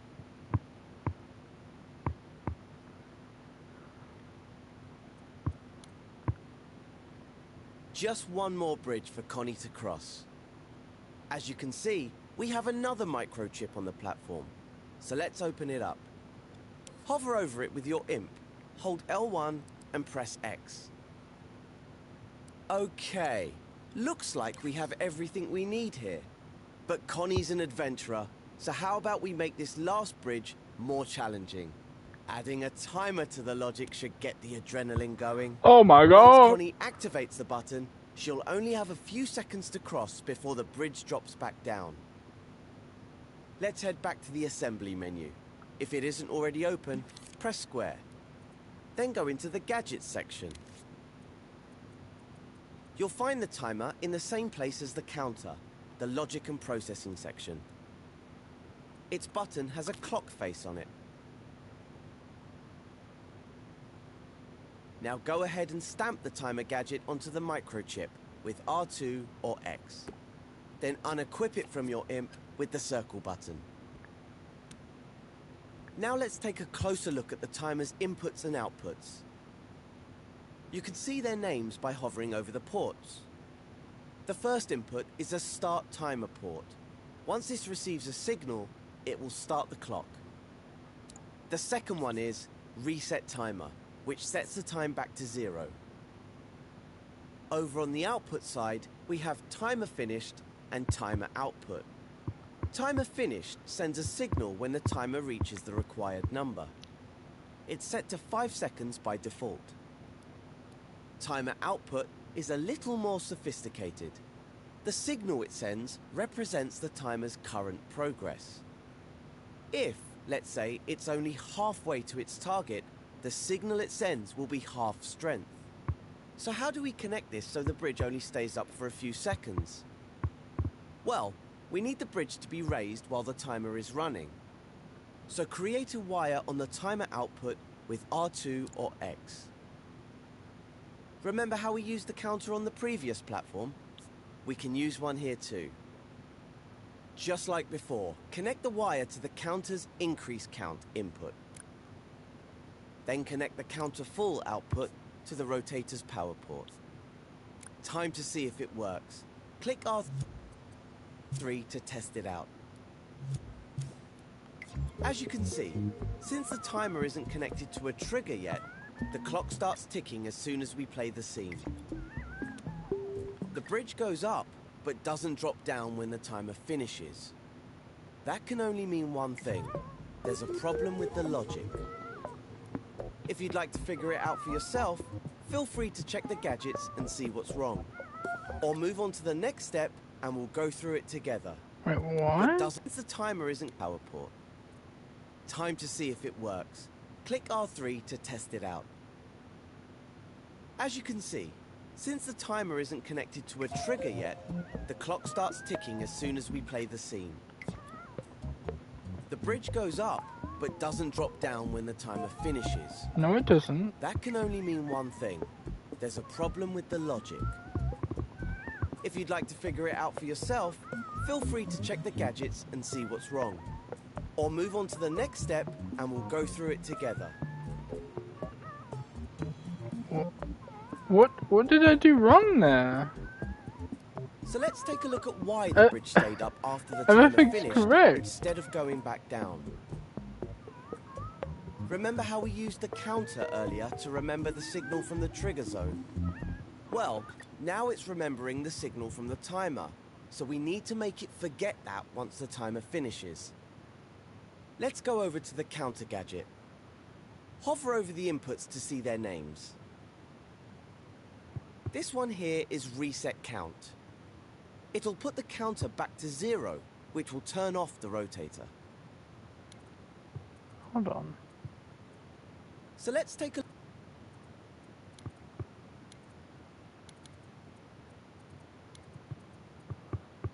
Just one. Okay. Seconds to cross before square. Logic and pro... Now go ahead, circle button. Start the clock. On the output number. 4 power port. Time to see if it works. Click R3 to 4. Connect the wire to the counter's increase count input. 4. Connect the number on the out. Start the circle button. Now let's take a closer look at the timer's inputs and outputs. Ah. You can see their names by hovering over the ports. The first input is a start. Remembering the signal, it'll put the counter back to 0, which will turn off the rotator. So all we need to do is connect it to the timer, but to which output? Aha, there we go. We can use the timer finished output. Hover over it and create a wire with R2 or X. Then stretch the wire over to the counter and connect it to the reset count input. But we also need to reset the timer, otherwise the logic will only work once. So let's get another wire from the timer finished output and connect this one to the reset timer input. You'll recognize it by the rewind symbol on it. All we have left to do is to connect the trigger zone to the start timer port so Connie can activate it. Nice. Look at that. Pretty cool. Okay, that was a lot of connections. So before we test it out, let's go over the logic we've made. First, Connie activates the trigger zone, which sends a signal to start the timer. Once the clock starts running, the timer output becomes active. This tells the counter to count up. That then turns on the rotator and raises the bridge. Now this is where the really clever stuff kicks in. After 5 seconds, the timer finishes its count, which activates the timer finished output. This in turn resets the counter to 0, cutting the signal to the rotators and lowering the bridge. And let's not forget, it also resets the timer, so the logic can be triggered again if Connie didn't cross the bridge the first time. Isn't logic exhilarating? Take your time digesting all that. Logic is easier to read if you route your wires neatly. Grab wires with X to change their paths.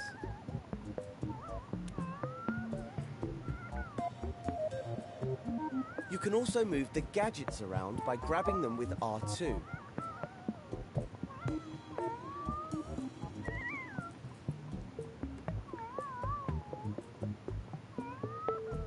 Feel free to test it out in play mode, but don't leave the scene just yet.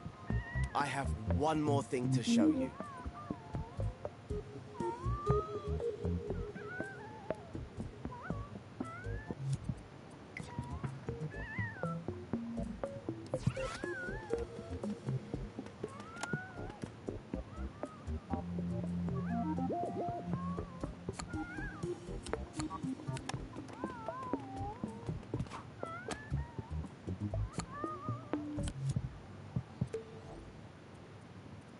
So, on the third platform, we've set up a timer that makes the bridge drop after 5 seconds.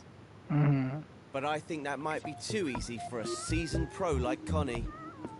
Let's make it a little bit more challenging. Sure. First, if you're in play mode, switch back to edit mode and rewind time with L3. Let's move in closer to the microchip with the timer. You can use the grab cam, R1, to move your view. Now I'll show you how to tweak a gadget's settings. Hover over the timer gadget, hold L1 and press square. This tweak menu contains the settings for the timer. Hover over the sliders and buttons to see their names. The top slider sets the target time for the timer. If we lower this setting, the bridge will stay up for a shorter time. To adjust the value, hover your imp over the slider, then hold X. Use your imp to drag the slider left or right. Set it to around 3 seconds. It doesn't have to be exact. If you're a stickler for precision, you can adjust the slider incrementally using the up and down directional buttons. Just hover your imp over the slider and press up or down to tweak the value. In fact, why don't we make things really interesting for Connie? Let's set it to 2.5 seconds. You can close the tweak menu now by selecting the cross in the top corner with X. Or you could use a shortcut. Just hold L1, then press circle while hovering over the menu to close it quickly.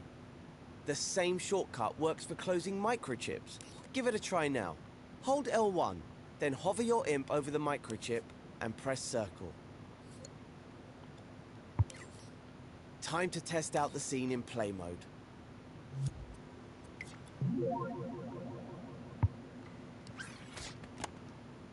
If you have any problems crossing that last bridge, you can always tweak the timer again in edit mode.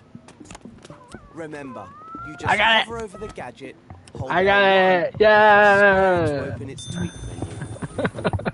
When you're all set, take Connie to the last platform, walk through the door. Incomplete. I could play this for hours, I'll be honest with you.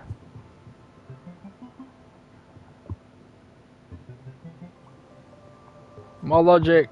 I'll be right back. Just need a toilet. What time is it? 10 o'clock. We're fine.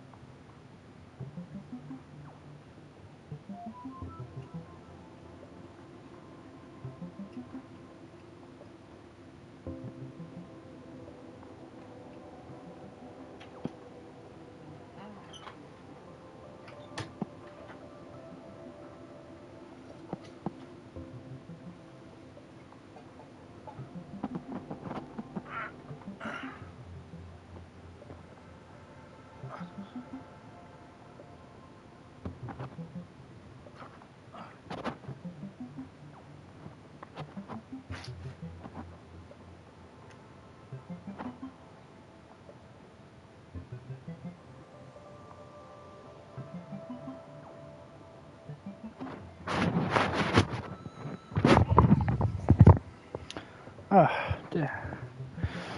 Nice and settled. In Play this some more tutorial, logic you'll shit. use logic to make health go up Logic. and go down.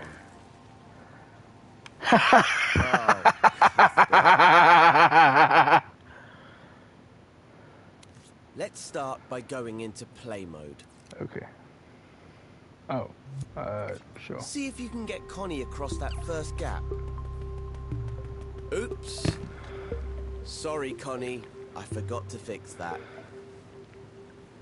Don't worry, though. Even after falling such a long way, Whee! Connie's just fine. There's only one problem. There's no way for her to get back up. What we need is for Connie to respawn on a platform if she falls. So that's going to be our next job. First, switch back to edit mode. Remember to rewind time with L3, as we always do after play mode. In order to make Connie respawn, we're going to use a health modifier gadget. We'll use it to make the floor around the platforms lethal. Health modifiers can damage or heal anything that has a health manager. And, as luck would have it, Connie has one built into her logic. Go to the assembly menu. Open it with the square button if it's closed. Select the gadgets menu, the one with the 3 connected squares. You'll find the health modifier in the movers and output section, which is represented by a box with an arrow. Now select the button that has a clockwork heart on it. Your imp will now be equipped with a health modifier gadget. Stamp it somewhere central, near the floor, using R2 or X. Whoops. Then unequip the gadget with circle.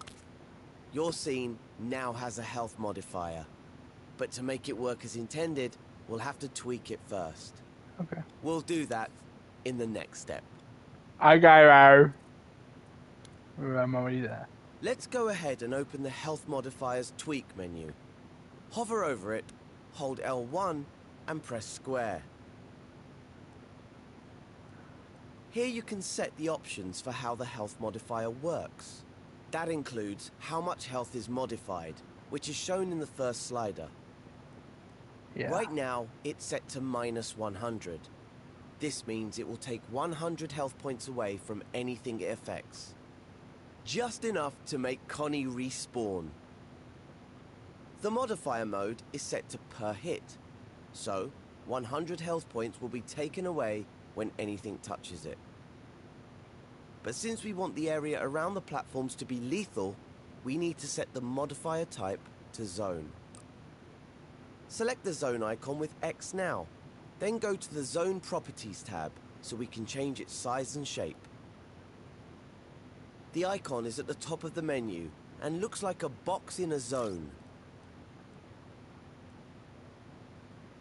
Look for the Zone Shape section of the menu, then select the cube. You can use the zone sliders to make the zone bigger. Be careful not to make it too tall. The respawn zone should be level with the pink lines around the platforms. If you need to, move the health modifier gadget nearer to the floor.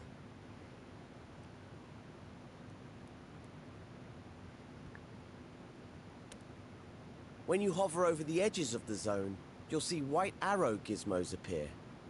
Grabbing these with R2 will let you change the size of the zone. Using those, you can make sure the area around the platforms is covered. Now let's test it in play mode and see what happens. What? You can make sure the area... You'll see white arrow gizmos appear. Grabbing these with R2 will let you change the size of the zone. Using those, you can make sure the area around the platforms is covered. Now let's test it in play mode and see what happens.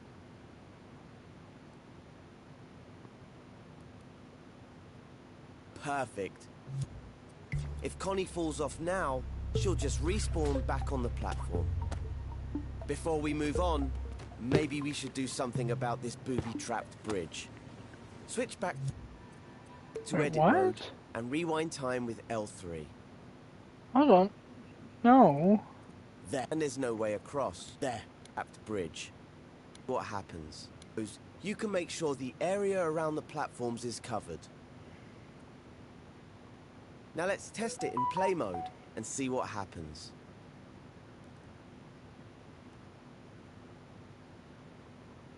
Perfect. If Connie falls off now, she'll just respawn back on the platform. Before we move on, maybe we should do something about this booby-trapped bridge. Switch back to edit mode and rewind time with L3. There. See what's causing it? It's that trigger zone. When Connie activates it, the bridge What the collapses, fuck? and there's no way How across. is she surviving from this? If you finish the first logic tutorial, What the fuck? Bridge, what happens? You can make sure the area around the you'll see.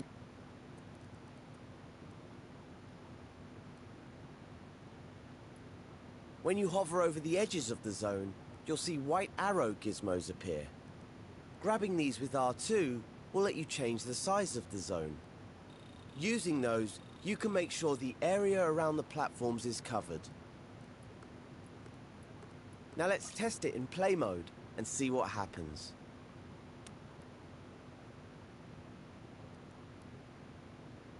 Perfect.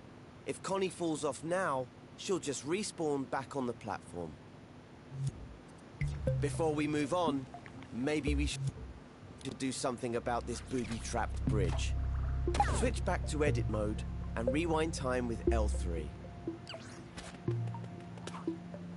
There. See what's causing it? It's that trigger zone. When Connie activates it, the bridge collapses and there's no way across.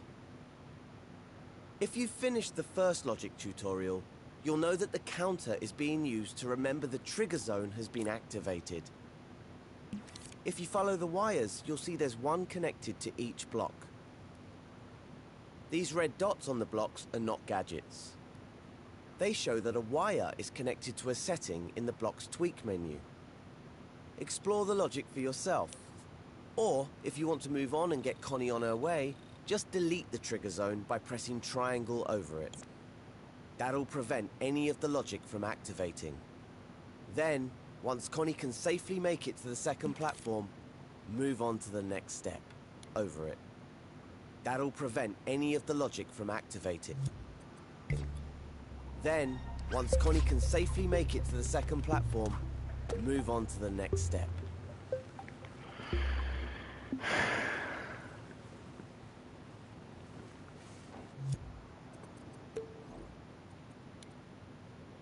Now's probably a good time to show you how to add checkpoints. When playable characters like Connie activate a checkpoint, the scene remembers their progress. So when they respawn, they'll appear at the last checkpoint instead of starting off at the beginning. Go to the Assembly menu, then the Gadgets menu. If the last section you used is still open, close it by pressing circle over it. Expand the Gameplay Gear section with X, then select the checkpoint. It's the one that looks like a location marker. There. Now your imp is equipped with a checkpoint gadget. The direction of a checkpoint determines which way a character will face when it respawns. So make sure the front of the gadget, the side with the black outline, is facing the direction you want Connie to face. Remove the gadget from your imp with the circle button, then open the Checkpoints Tweak menu. Checkpoints use a detection zone, just like health modifiers. So select the Zone Size tab from the menu. This is set to a sphere by default, but to make sure it can't be missed, let's change it to a cube. You can use the zone size sliders to make the checkpoint cover the width of the platform. Above the gadget, you'll see a white move gizmo. Grab it with R2 to put the activation zone where you want it. Just make sure Connie can't miss it. The white handle shows the direction Connie will face when she respawns. Check that it's pointing the right way. Grab it with R2 if you need to adjust it.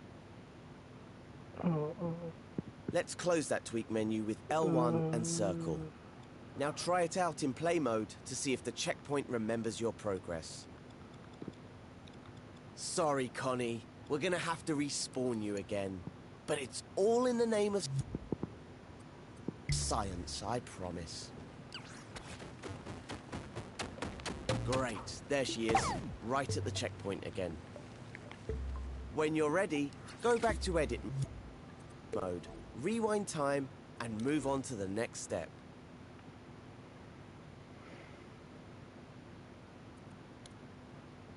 This next bridge looks a bit too hot to walk on. But Connie's a tough explorer, and she's always ready for danger. So let's give it a go. Sure.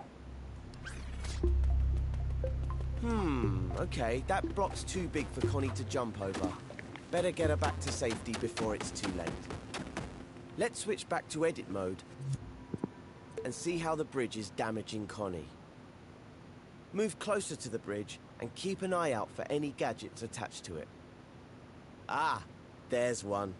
A clockwork heart icon, so it's another health modifier.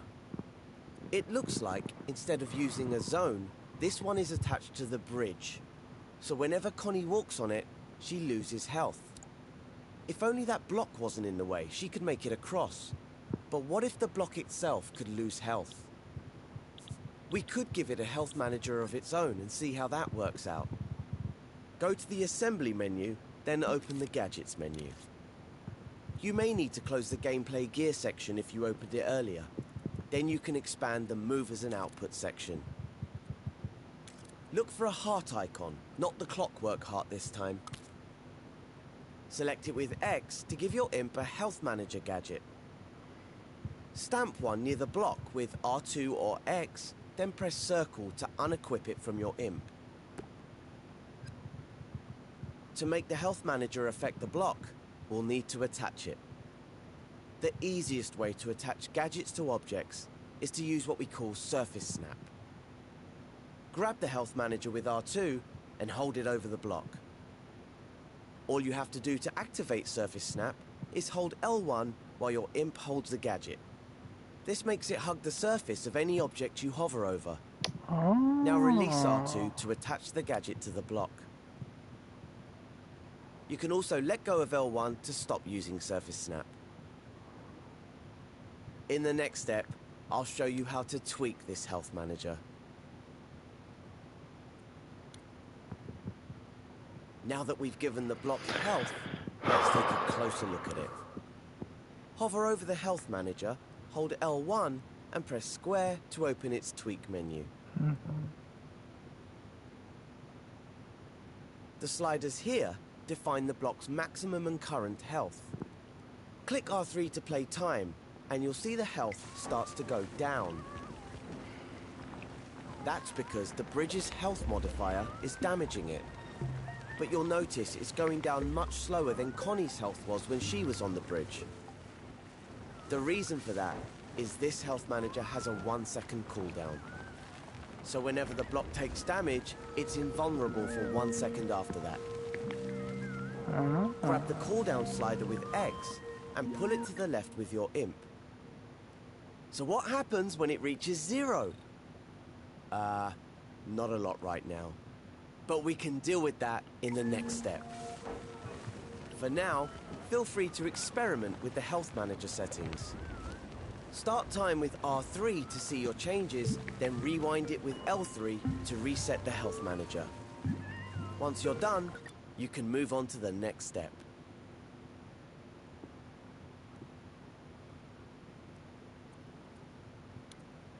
An object doesn't automatically get destroyed when it runs out of health, so we need to do a bit more work before we can get rid of that block. Let's take a closer look at its health manager. If its tweak menu is still open, close that first with L1 and circle. See the output ports on its right edge. Hover over the one at the bottom, the one that has a heart with a cross over it. This is the no health output, which sends a signal when the health manager is depleted. It can be used to trigger any number of things, but right now, we're going to use it to destroy the block. Go to the assembly menu and take a look in the gadget section. It may still be open from earlier, when you selected the health manager. Look for a skull icon on a button in the movers and output section and select it with X. This is the Destroyer gadget. It destroys whatever it's attached to. To attach it to the block, we can use Surface Snap. So hover the Destroyer over the block, hold L1 to make it Surface Snap, and press R2 or X to stamp it. Now you can unequip the Destroyer gadget with Circle. Okay, before we connect it up, let's just see if it works by clicking R3. Oh, it works all right. When time is running, the Destroyer activates and destroys the block. Rewind time with L3 to bring it back. We don't want the Destroyer to activate until the block's health has run out. To do that, we'll need to bring it back. Looks all right. Wait, what? Okay, before we connect it up, let's just see if it works by clicking R3. Oh, it works all right. When time is running, the Destroyer activates and destroys the block. Rewind time with L3 to bring it back. Not for me, it doesn't. Doesn't do shit. What?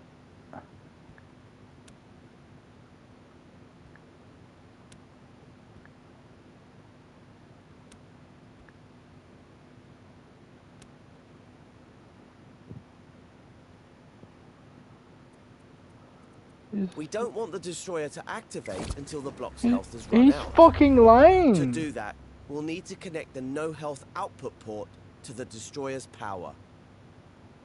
So hover your imp over the health manager's no health output port and press R2 or X to create a wire.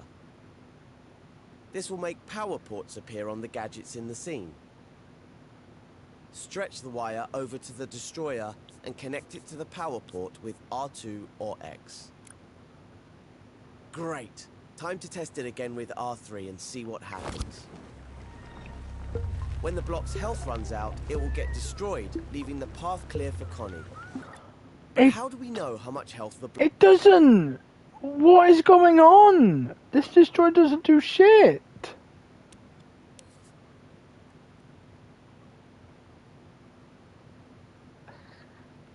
It doesn't destroy the object. What is going on?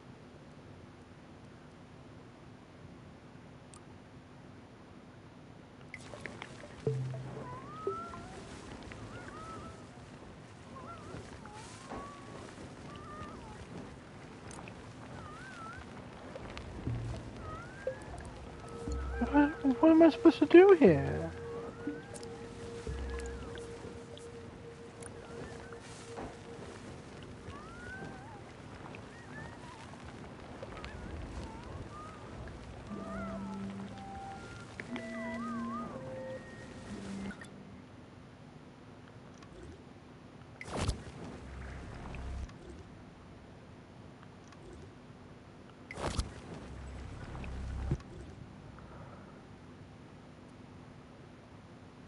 It doesn't destroy it. I'm completely fucked.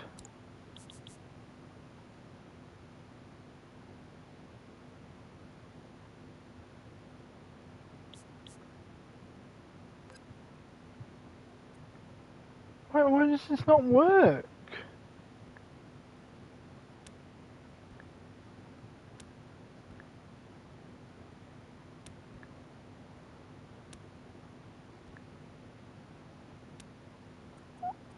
Did I miss something?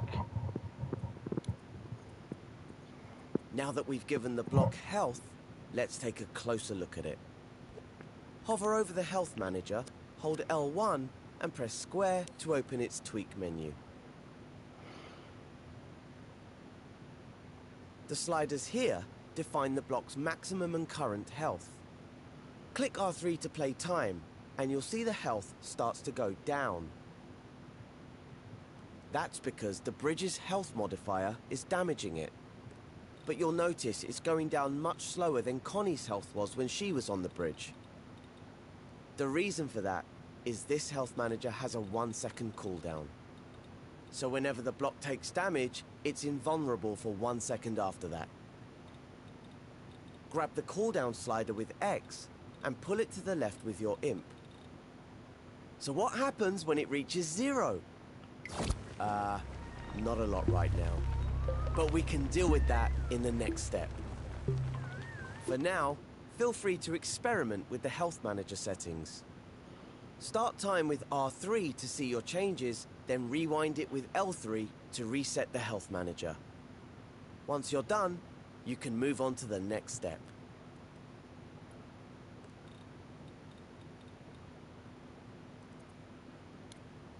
An object doesn't automatically get destroyed when it runs out of health, so we need to do a bit more work before we can get rid of that block.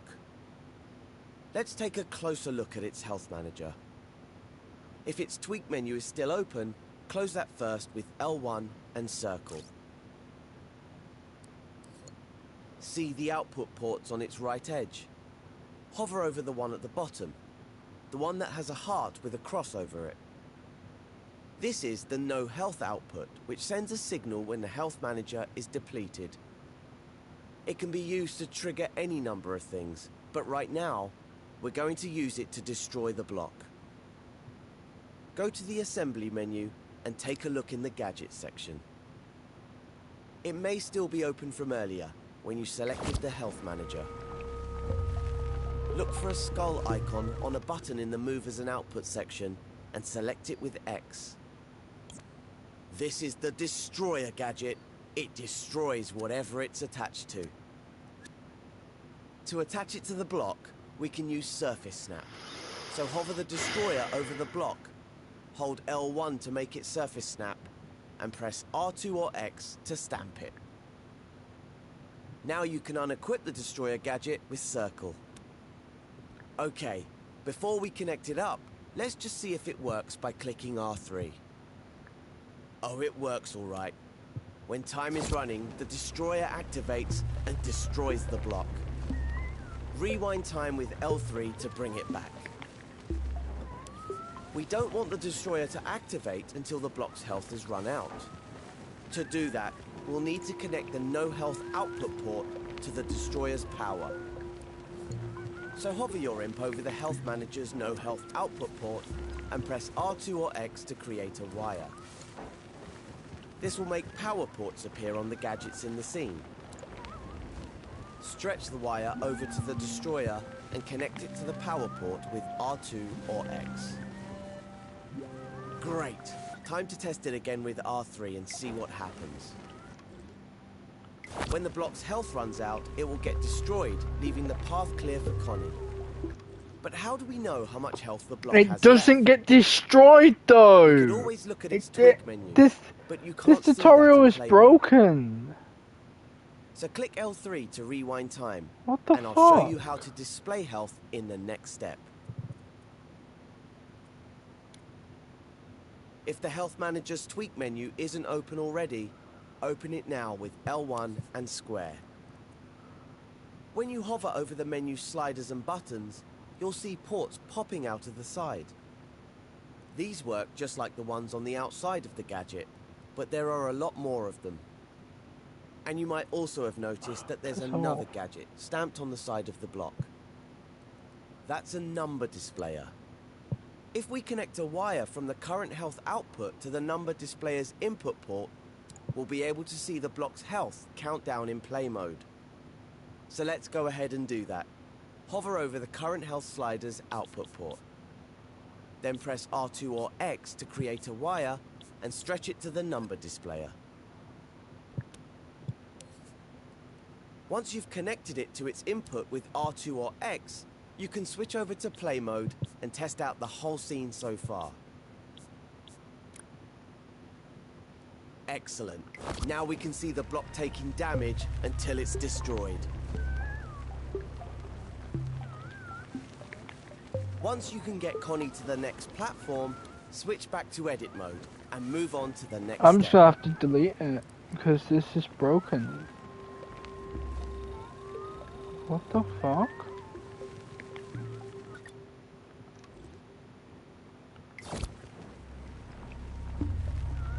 Why don't you destroy? Hello?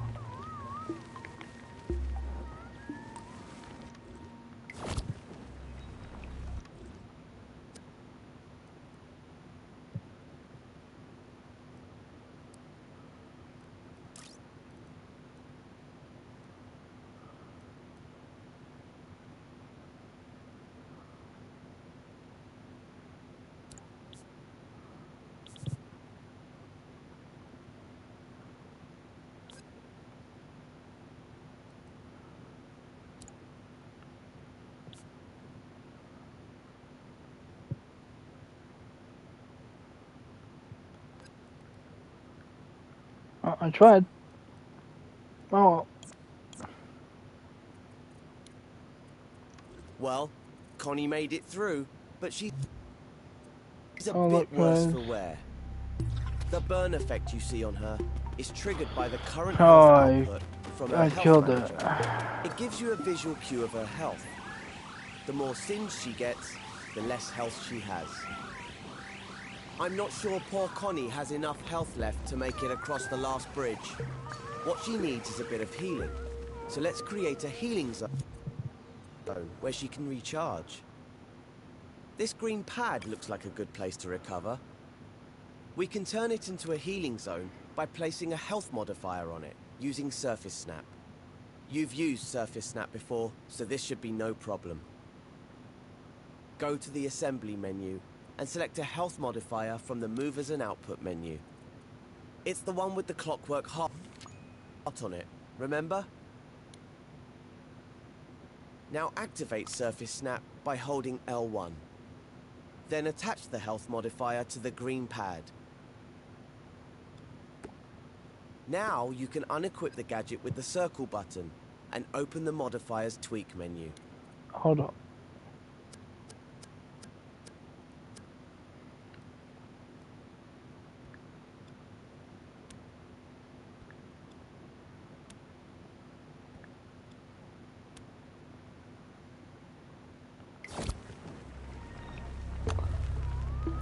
Oh my god, I'm so dumb. I forgot to Surface Snap. Oh my god. That was the issue? Fuck me.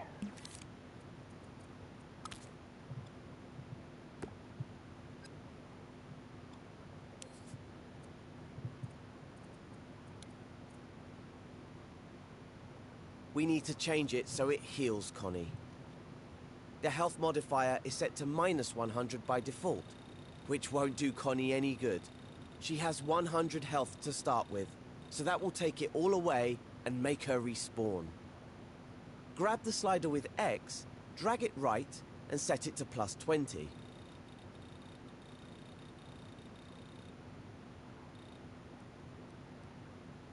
We want the healing zone to heal Connie while she's standing on it, so you also need to set the modifier mode to continuous. You can leave the modifier type as impact, since you've Okay. snapped the health modifier to the platform. And that's all there is to it. Close the tweak menu with L1 and circle, and give it a try in play mode. Oh my god, I killed Alright, him. that should give Connie the Look at health that. boost she needs Oh my to cross that final bridge. god! Oh, she's been through a lot today, so take her through the door to end this tutorial. I did it. Love it.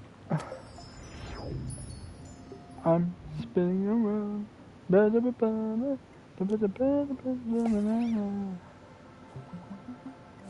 That's the question. Building.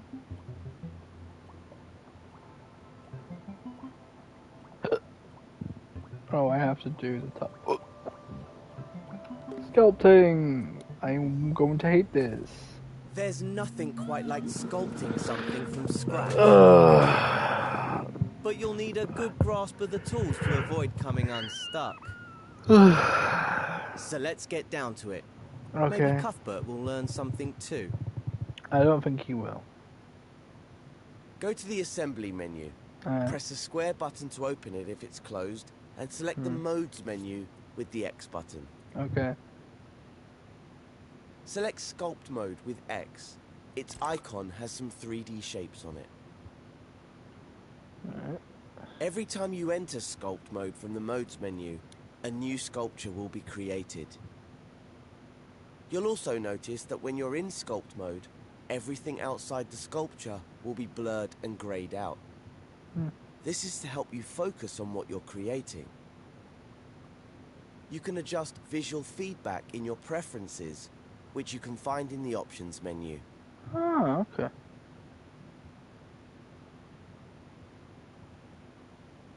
When you first enter sculpt mode, the shapes menu will open automatically and the smear shape tool will be equipped to your imp. Try smearing a shape now by holding R2 and moving your imp around.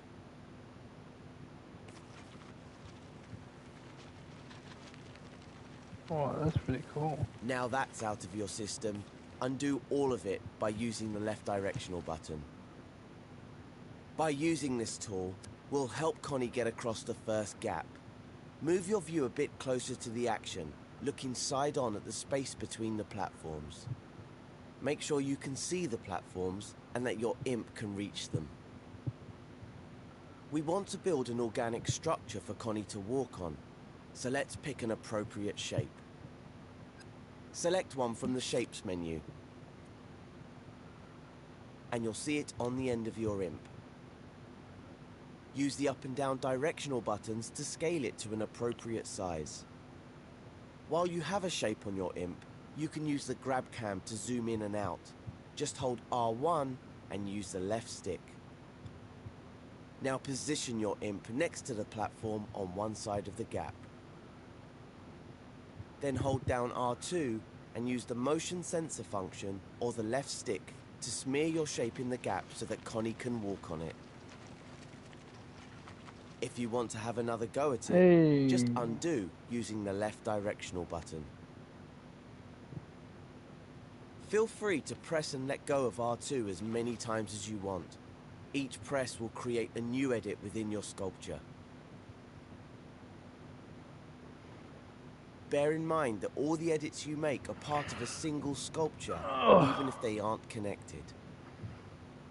This means that in assembly mode, they'll behave like a single object. Why not try out different shapes to see what works best? Try holding L2 as you sculpt and use the left and right sticks to rotate the shape.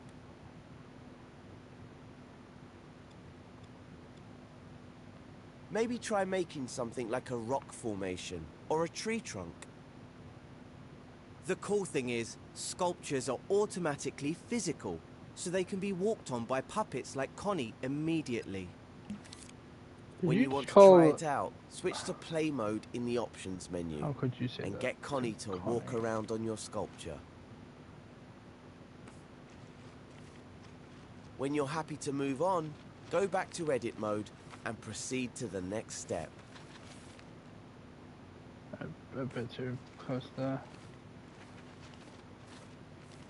I'm doing it.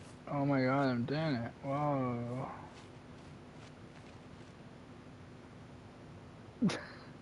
That's nice.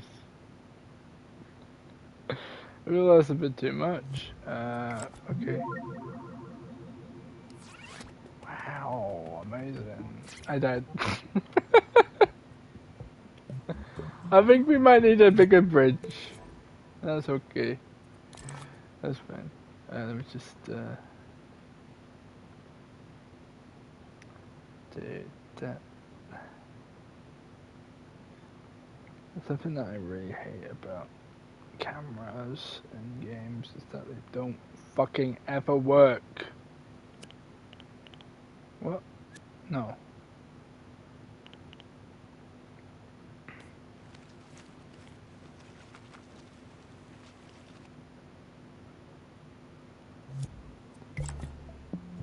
Now it's a bit bigger. Wow, amazing! I did it. Amazing! What happens when we want to edit an existing sculpture rather than start a new one? Let's investigate. When we went into play mode, we were taken out of sculpt mode. When you're in assembly mode, scope back into your sculpture. Hover over it with your imp, hold L1 and press X. It's just like scoping into a group. Have a go at it now. Wait, what? What did you Back just into say? your sculpture, investigate. When we went into play mode, we were taken out of sculpt mode. When you're in assembly mode, scope back into your sculpture. Hover over it with your imp, hold L1 and press X. It's just like scoping into a group. Have a go at it now. Okay.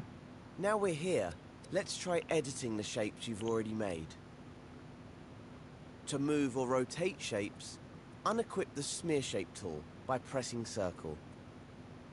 This automatically equips the Move tool.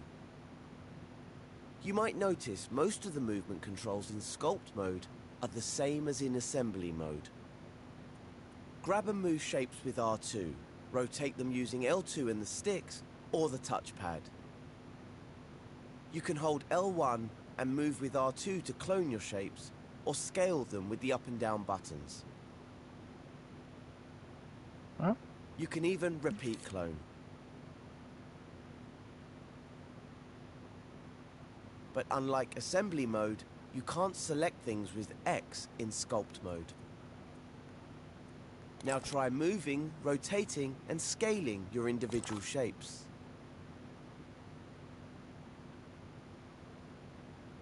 The fuck? If you want to smear some more shapes, just go to the Shapes menu and Bro, select a this shape guy's to a sculpt with. fucking boss, bro.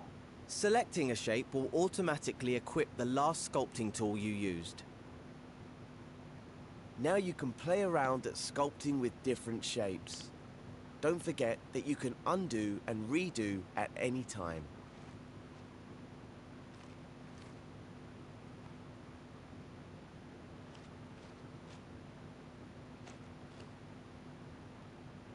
If you accidentally scope out, you can scope back into your sculpture by hovering over it with your imp. That's the and only thing I pressing can really L1 do. and X.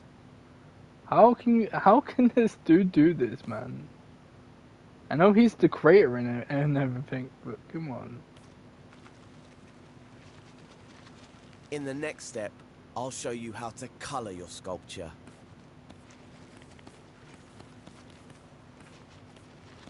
I already know how to do that.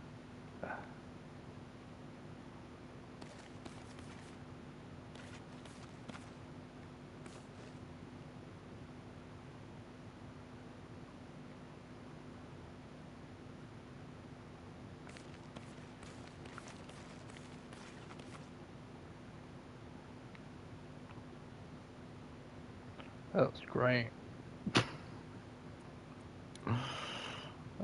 You've probably noticed by now that all your sculptures are orangey brown, like clay. Yeah. That's the default color, but you can sculpt with any color you like. If you're in assembly mode, hover over your sculpture with your imp, then hold L1 and press X to scope back into it.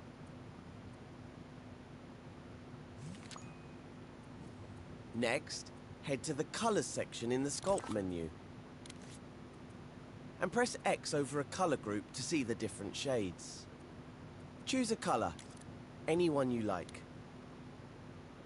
And as if by magic, the shape on your imp is now the color you chose. Any new shapes you make will be that color, but the old shapes are still brown. Luckily, we can also color shapes after we've created them, using the spray paint tool. Go to the Sculpt menu and open the Tools section with X. Then select the Spray Paint tool, which has a spray can icon. Now your imp will have an outline of the current shape on its tip. Intersect the shape with your sculpture and you'll see the spray paint color appear on it. Hold R2 to apply What the did you do? which has a spray can icon. Now your imp will have an outline of the current shape on its tip. Go to the Sculpt menu and open the Tools section with X. Then select the Spray Paint tool, which has a spray can icon. Now your imp will have an outline of the current shape on its tip. Intersect the shape with your sculpture, and you'll see the spray paint color appear on it. No. Hold R2 to apply the spray paint to the shapes. Oh, for fuck's sake! What the You fuck? can try out different colors and shapes to completely change the look of your sculpture. If you want to make it easier to keep your imp on the surface of the sculpture, you can use the Surface Snap guide. Wow. You can find Surface Snap in the Sculpt Guides menu. Amazing. Select it with X to turn it on. There's a Guides menu in every mode, though not all guides are available everywhere. Can I turn that fucking thing off? Yeah, turn that off. Way better.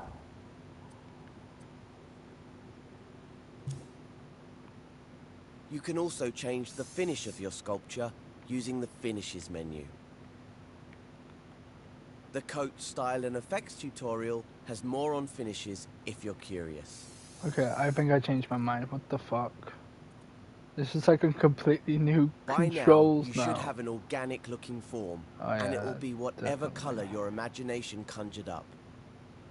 If you switched on Surface Snap, switch it off in the Guides menu before continuing.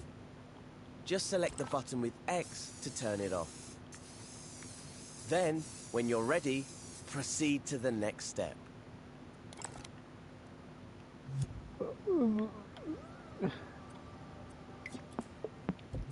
I gotta change my mind. Turn this back on.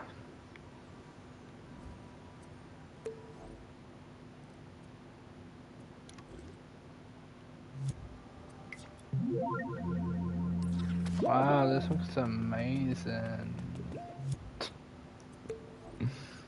Lovely.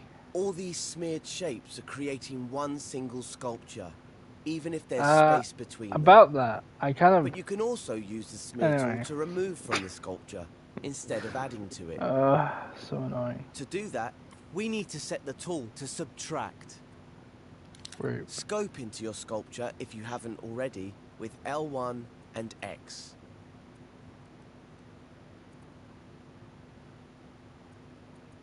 Huh?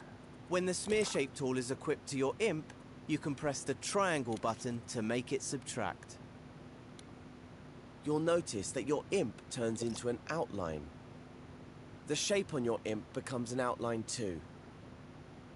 You can now use the smear tool to cut into your sculpture. Try using different shapes to see what effect they have. No way, can't. What?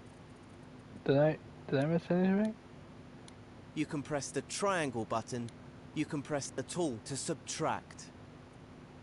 Scope into your sculpture, if you haven't already, with L1 and X.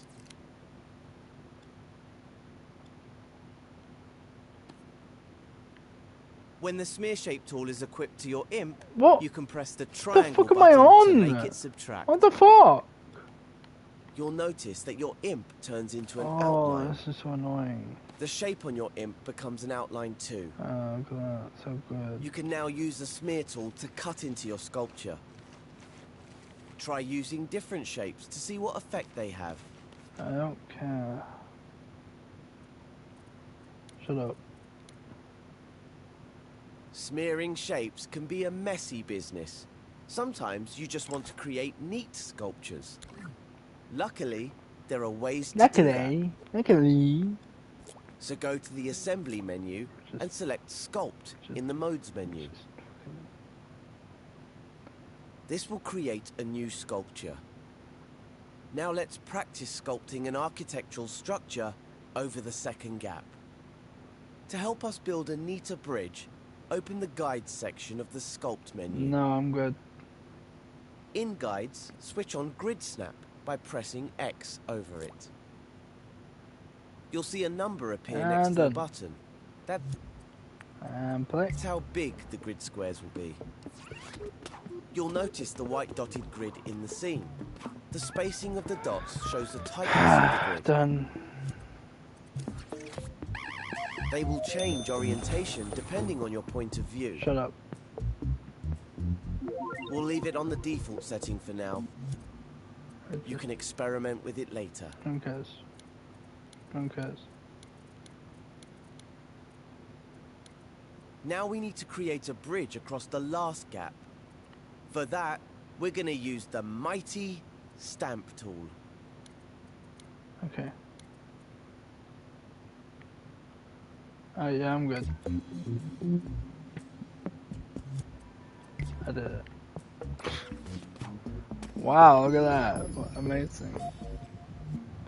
I'm so good at bridge building. Holy fuck.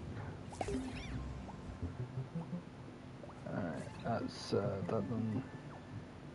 Never mind, I still haven't done it. What? The fuck?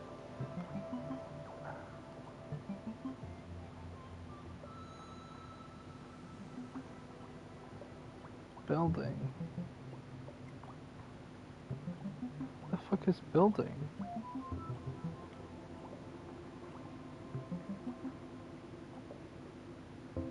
There is no building. What are we on about? The fuck?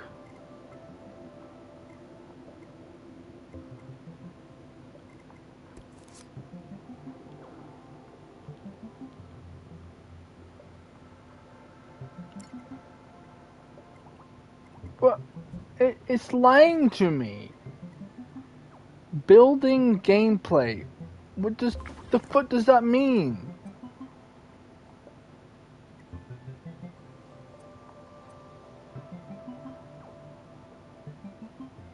Oh, complete one gameplay tutorial.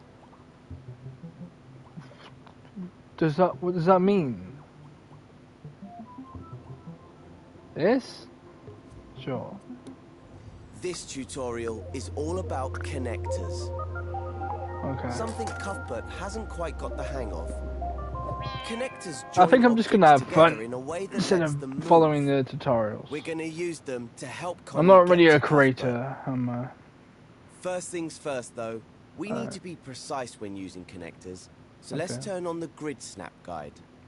Sure. That way, everything will line up properly. So, Okay. go to the assembly menu and open the guides section. Now select the grid icon with the X button. Now that grid snap is on, any objects you move and tools you use will snap in line with the grid in the scene. You can adjust how fine the grid is using the plus and minus icons on the button. Uh-huh. But for this tutorial, it's best if you leave the grid size at 1. Right. Now, let's see how we can make our way to Cuthbert. The best way to find out what needs to be connected is to play the scene and see for ourselves. Okay. But instead of switching over to play mode, we can start time in edit mode by Okay. clicking R3. Aha. Well, this is odd. The bridge has fallen down, but the second platform is still floating in place. Why is one object floating while the other is falling? Click L3 to rewind time. Let's check the bridge's tweak menu. Remember, tweak menus allow us to see and change the settings for objects in edit mode. Hover your imp over the bridge, hold L1 and press the square button to open its tweak menu. Tweak menus differ depending on what sort of object you're tweaking. No, it's white. No, The it's bridge is a sculpture. Whoa, Sculptures are shiny. pretty complex things, and their tweak menus have lots of pages. white. Waxy. To switch pages, use your imp to select the different tabs at the top. Maybe we'll find something on the physical properties page to tell us Oh why my the bridge is falling God. down. No. Its icon is a Newton's cradle, like one of those desk ornaments where the metal balls bash into each other. Okay. Select it with X. Bounce. This page I'm gonna contains add some sculptures' bounce to physical it, properties babe. and Yeah. attributes. There are lots of buttons and sliders here, but the one we're interested in is the top one. Sorry. Aha! That was funny. I thought so. Someone's gone and switched on the movable What option. does that mean? Okay. Oh. I admit it. It was me. Well, it wouldn't be much of an adventure if Connie could just stroll across the bridge, would it? Making something movable What the fuck, man? means it becomes physical. That means that forces in the scene, like collisions, How the fucking imp, dare or you. in this case, gravity, can move it. Luckily, we can stop the bridge from falling down by adding a connector to it. Right. Which is exactly what we'll do in the next step, once you're ready to move on. Okay. I'm ready. So, all we need to keep the bridge from falling is a piece of string. Friend. Not just any piece of string, though. It's what we in the dream shaping business call a This? string connector. We'll need to attach the other end to something unmovable, like the blue cylinder above the bridge. Whoa. Start by moving your imp with the left and right sticks, until you can see the top of the bridge and the bottom of the blue cylinder. Okay. Make sure time is rewound. Click L3 if it isn't. Look at this Now texture. open the assembly menu. Very nice. And select the 3 connected squares to open the gadgets menu. Okay. Look for the button with the joint icon, which will take you to the connectors sub-menu. Okay. You can move the menu with your imp by grabbing it with R2. Right. Select the string button. Okay. Its icon is the 2 circles connected by a wavy line. You'll see that a string connector appears on the tip of your imp. Whoa. Now my let's tip. get connecting. You should always make the first connection from the object that won't move. We call this the parent object. Okay. In this case, it's the blue cylinder, but Right. it could be something else, like the frame of a door. See the yellow dot on the cylinder? Yeah. I put that there to show the best place for a connection. So hover over it and press R2 or X to connect the string. The grid snap guide will help you line it up exactly with the yellow spot. When you move your imp now, you'll notice it's tethered to the cylinder. It also has a blue gizmo on the end of it. Now let's stretch that string down to the bridge, all the way to the blue dot. The blue gizmo connects the string to the movable object, which we call the child object. Hover over the blue dot. See how the grid snaps it into line? Let's connect the string there with R2 or X. If your bridge isn't in line, just make sure that time is rewound. Now that the blue gizmo is connected, you can press the circle button to unequip the string connector from your imp. And there you have it. The cylinder and the bridge are connected. Yay. Click R3 to start time and check that it's working. Look at that. Well, it looks a bit wobbly, but it's nothing Connie can't handle. Switch over to play mode and have a go.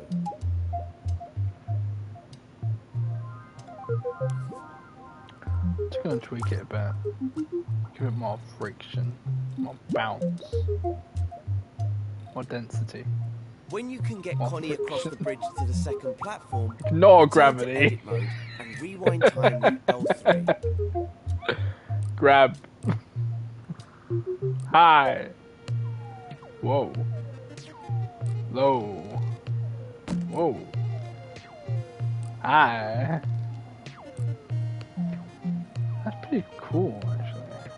So I'm just looking at shit.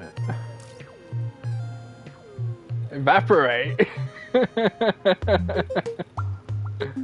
Wave. Whoa. I can wave it. Slow. Oh, if you have that phobia of tiny holes, look away now. Look away now. Actually, I'm just gonna change it to, there you go. That's better. Now it's flowing, and boiling, and waving, and that, and whatever that is. Here we go.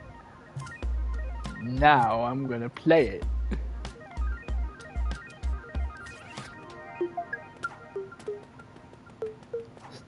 Oh. I forgot. It has no friction.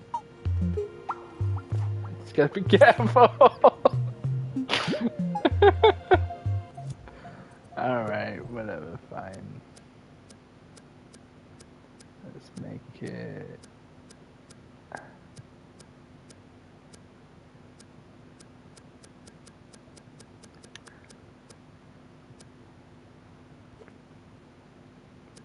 Whoop. Oh, no. Tweak it. Do, this. No, what have I done? Make it completely black.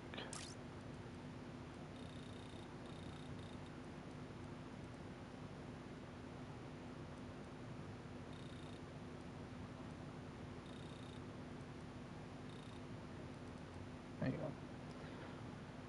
Do this.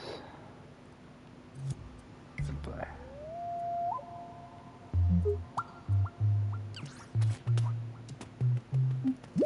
Boop.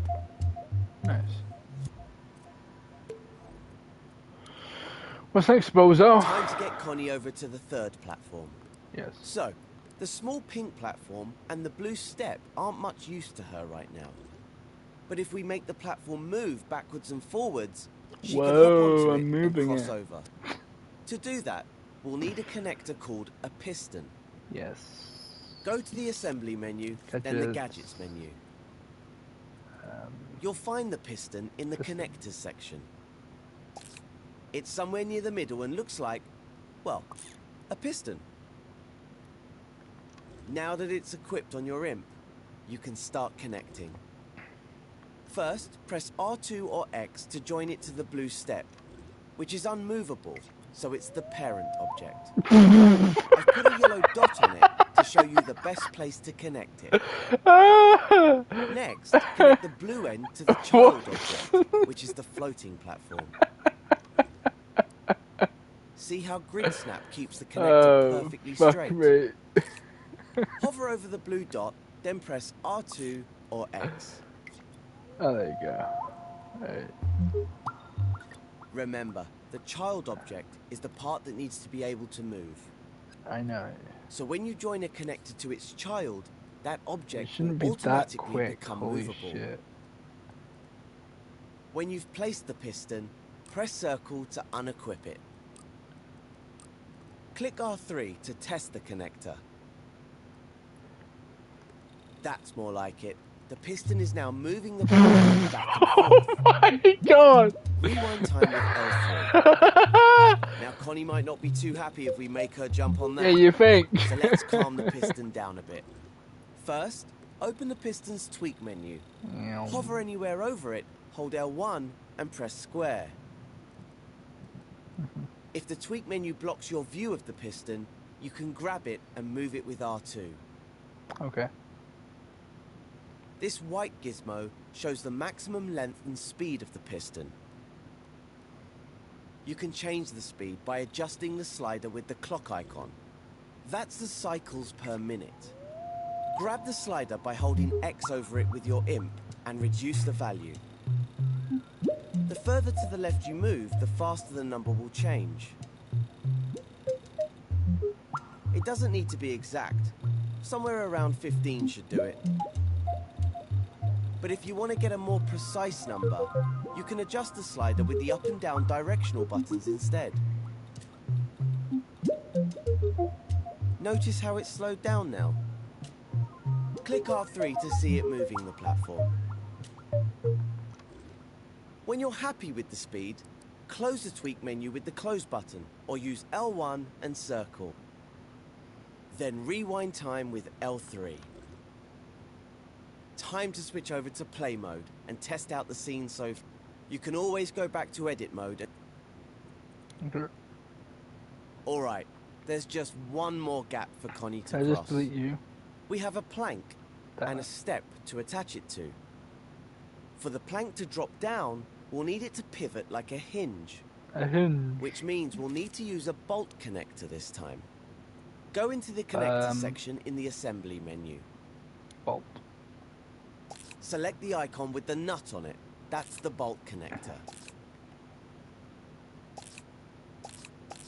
Now you can connect it just like you did with the string and the piston. And because I'm so nice, I've placed some yellow and blue dots and a sneaky new purple one so that you can see where to make the connections. They're quite close together this time, so move in closer for a good view.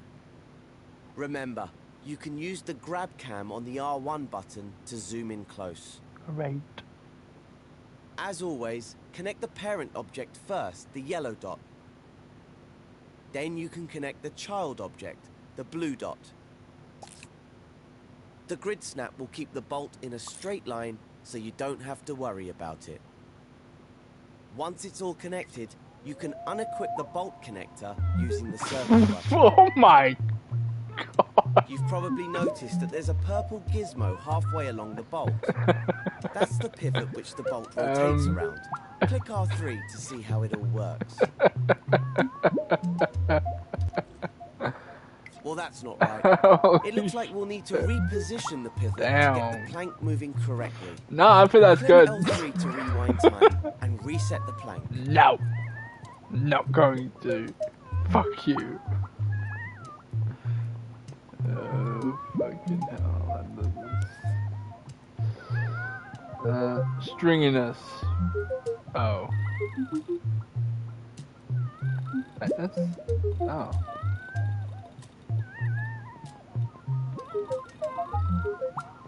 That's perfect. Done. I don't need your help. To make sure Connie can reach the last platform, we could always make the plank longer. But No, I'm good. All good. Got it. Alright, let's start Coney. Mr. Coney, let's go. Baby. Fuck, I died.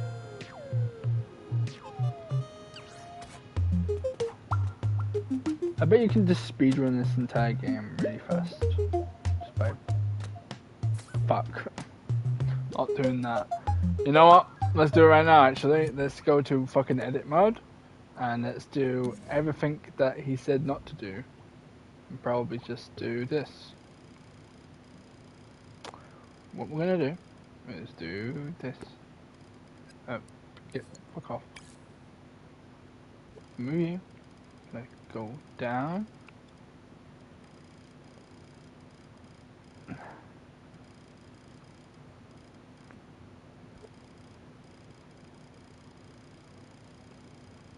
And then we're gonna just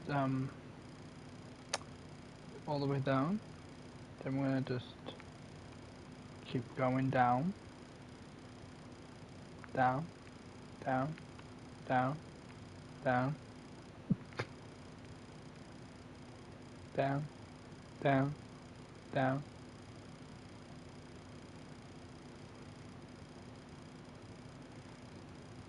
It's going down. I'm yelling timber. Perfect. Now I can't die. Haha. Perfect. Yeah, I'm doing it, guys. Yeah. Woohoo! Wow, I did it.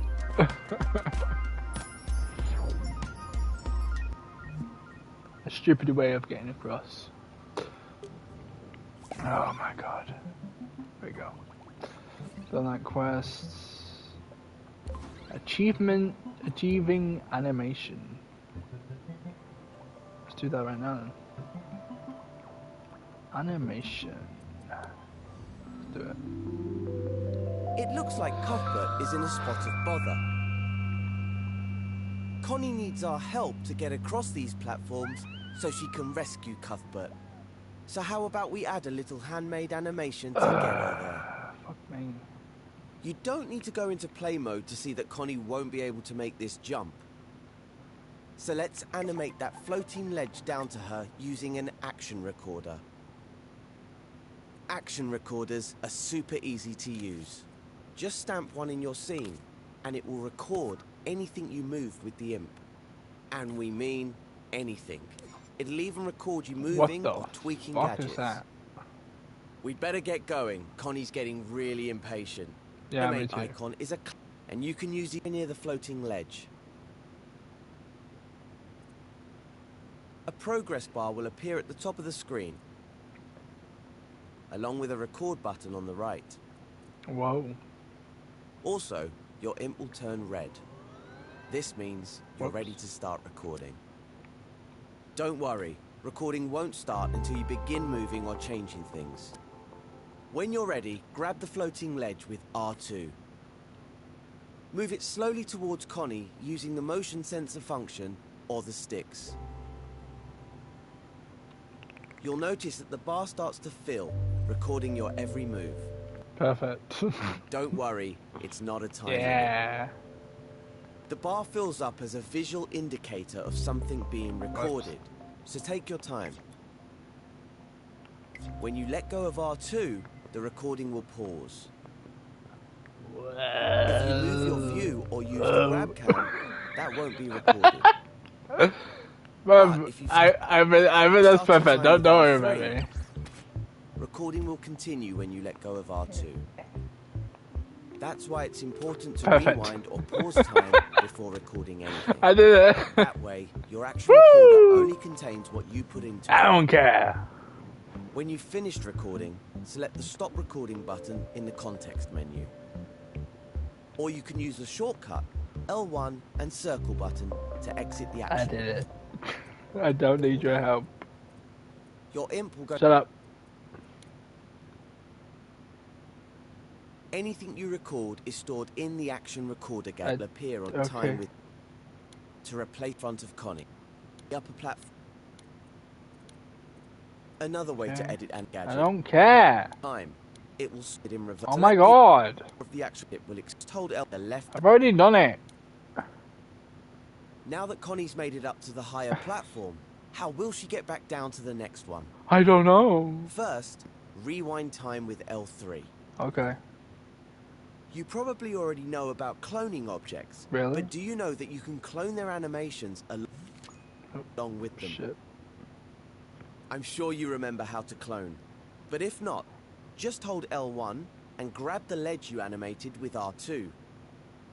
Once you've made the clone, release L1, then move the ledge to the other side and release R2 to place it. Not only did you clone the ledge, but you also cloned its animation. Click R3 to start time. Now we just need to flip it so that it moves in the correct direction. First, make sure you rewind time. Grab the platform with R2.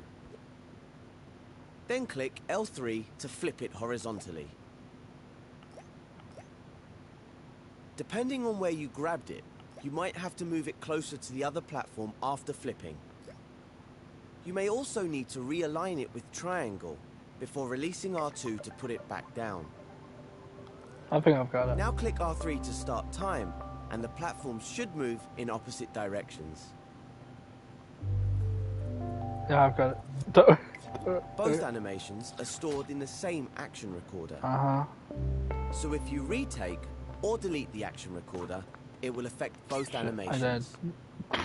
Now go into play mode and see if Connie can make it across both gaps.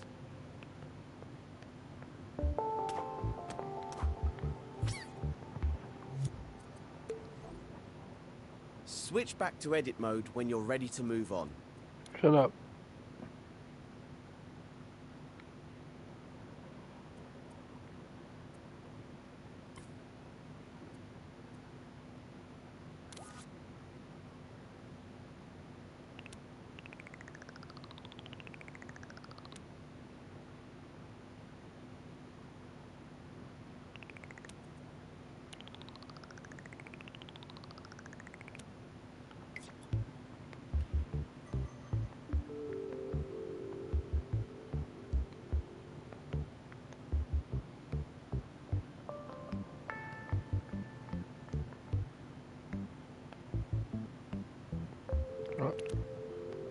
Stop.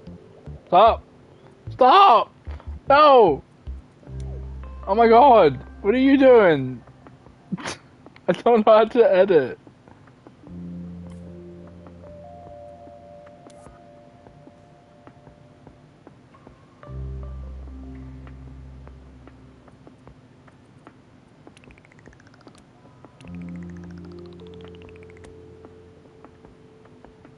What's happening? What are we doing? Then it just goes all the way back, right? No? Oh my god, this is like so fucking annoying. Yeah, I guess. No, it doesn't fucking matter. Okay, look. Stop. Delete. Delete. Delete. It don't fucking matter. It don't fucking matter. Point is there. Okay.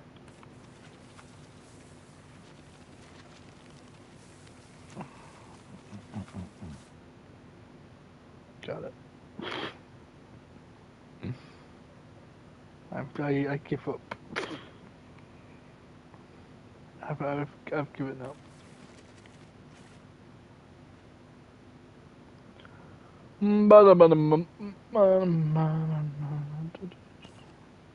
Yeah. I'm playing. Yes, sir.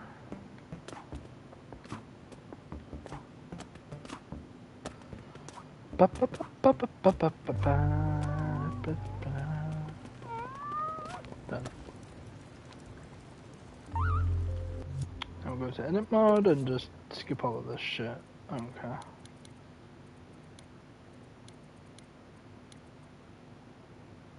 Done. Okay, then we play. Oh my god, look at that. Wow. I did it, chat. I think animation is a bit too hard. I'm not recording all of that shit. You might be able to animate No. back to where you moved. No, I'm good. I'm good. Piss off. I'm doing it this. Now. I'm not learning how to edit. Fuck that shit. Instead, what I'm gonna do is just do one simple thing. Gadgets. Then this. I learned. I fucking learned.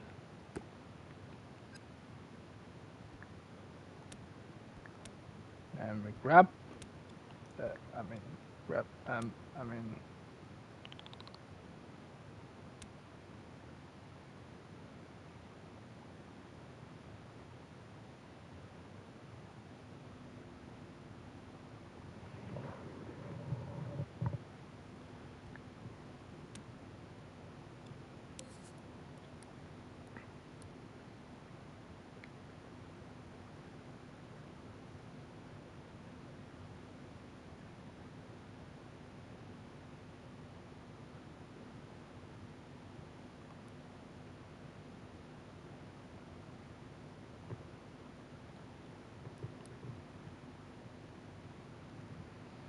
Whoa.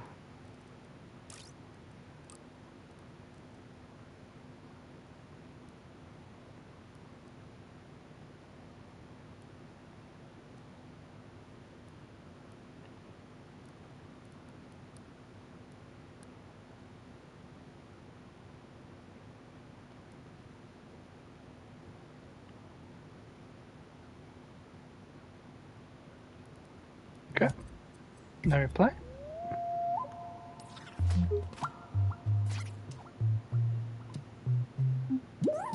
Wow, I did it. Oh my god, oh my god. Wow, who would have guessed?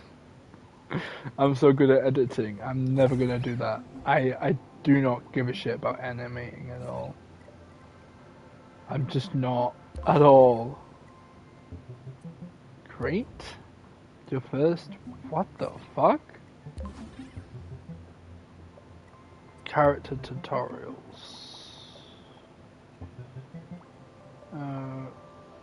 Sure. Let's see what this is about. Connie's hosting a talent contest to find the best characters in the Dreamiverse. Damn. Not that bad. But she's a no-nonsense judge, and none of these Boo. candidates are up to scratch.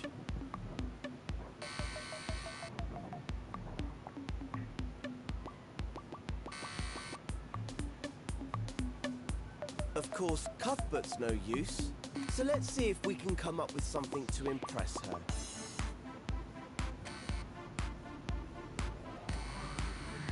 Head into the dressing room, also known as edit mode, to get started. You want me to build my own In this tutorial, we'll be customizing the appearance of a puppet. So we'll need a blank canvas to start. Right. Go to the assembly menu and open the gadgets menu. Okay. Now open the gameplay gear menu. In here, find the blank puppet deluxe. The deluxe version is the perfect starting point for making characters. Select it with X and a blue mannequin will appear on your imp. It has built-in features like jump and possession animations, which the basic version doesn't have. Connie won't be impressed by a basic puppet, so make sure you select the right one. Stamp the deluxe puppet in the scene with R2 or X. Get its feet roughly on the floor, but make sure they aren't intersecting with it. Then press the circle button to unequip the puppet from your imp. If you need to, you can grab and adjust the puppet with R2. I'm real, baby. In the next step, Oh, we'll yeah. start exploring the puppet's inner workings. Ooh. Oh. I can make it bouncy. Jump high? Hell yeah.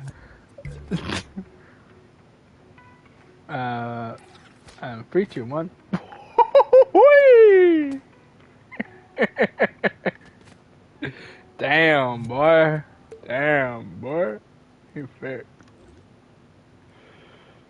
Min jump high. Double jump. Gravity 0. Oh, that means he can't jump. Well, there you go. 400% gravity.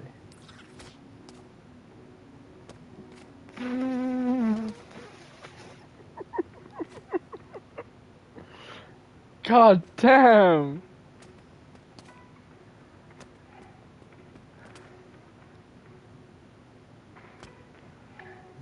Fucking hell! I control sliding friction. What the fuck?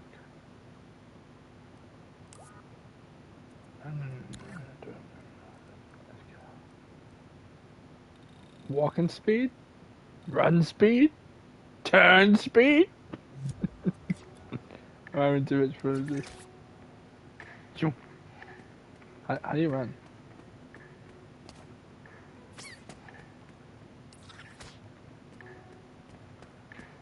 Running around that. Sorry, I should take a look at this tutorial, I guess.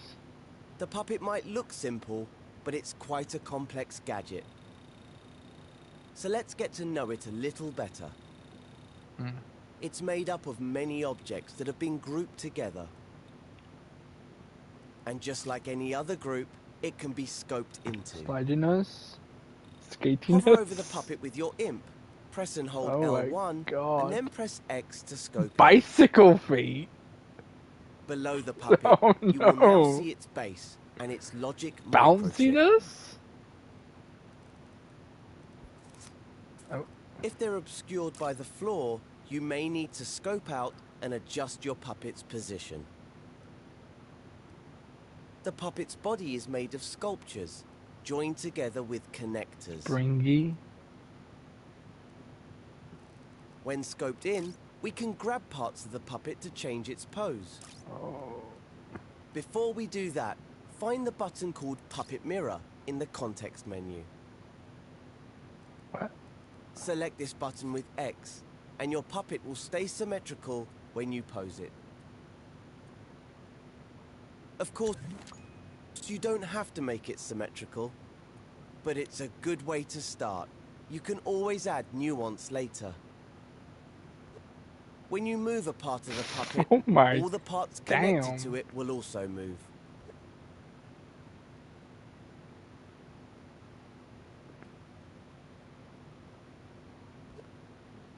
The root of the puppet is the pelvis, and every other part is connected in a hierarchy from there. For example, moving the upper arm will move the lower arm and the hand as well. But if you move the pelvis, the whole puppet will move. Its feet will try to stay in contact with the floor. So if you lower the pelvis, the puppet's knees will bend. You can also rotate parts by grabbing them with L2. Use R2 and L2 to create a new pose for the puppet. Changing the pose can be a great starting point for a character. The pose could be... Shut up. Now we've posed our puppet, we can... Shut up. Another way of customizing your puppet's appearance is by changing Hey, whoa. Another way of customizing your puppet's appearance, No. now we've posed our puppet, we can start I'm gonna give adjusting it its muscles. proportions. To do that, we're going to use the stretch tool. Oh, Jesus. Go to the assembly He menu, does not look then right. open the tools menu. Oh, no. Select the stretch tool. It's the one that Whoa. looks like a double-ended arrow. The stretch tool works like the move tool in a... Go to the assembly menu, then open the tools menu. Tools. Select the stretch tool. It's the one that looks like a double-ended arrow. The stretch tool works like the move tool in a lot of ways. But with the stretch tool, you can move parts of the puppet beyond the limits of the connectors. Try grabbing and moving the puppet's head. Notice the way the neck elongates and shortens. Wait, what? Limits of the Select the stretch tool. It's the one that looks like a double-ended arrow. The stretch tool works like the move tool in a lot of ways. But with the stretch tool, you can move parts of the puppet beyond the limits of the connectors. Try grabbing and moving the puppet's head. Notice the way the neck elongates and shortens. Now try it on the hands. This changes the length of the upper and lower arm. Some body parts respond differently to the stretch tool. For instance, if you move the upper arms, the shoulders will broaden and the chest will expand. You can also scale parts of the puppet using the up and down directional buttons. I'd only recommend doing this to the puppet's extremities though, the head, hands and feet. Puppets are delicate contraptions, and extreme scaling and stretching can make them behave unexpectedly. But if anything does go skew with, just undo it using the left directional button. I'm gonna just... There you go. If you know how to use sculpt mode, you could try scoping into the individual body parts to change their shape. You can find a whole tutorial on sculpting in the art tutorials. Have a play around with stretching and scaling and see what you can create. What? Try making the puppet more cartoony or turn it into a monster. Test out your puppet in play mode to see it in motion. That kind of thingy. I need to fix my boy. Brother, come down. When you're done, return to edit mode. I'm gonna fix you. There you Rewind go. time with L3 to get your puppet back in position. In the next step, I'll show you how to colour and stylize your puppet.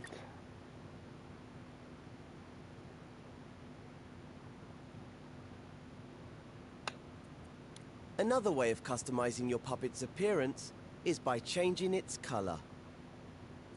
We can do this by tinting it in coat mode.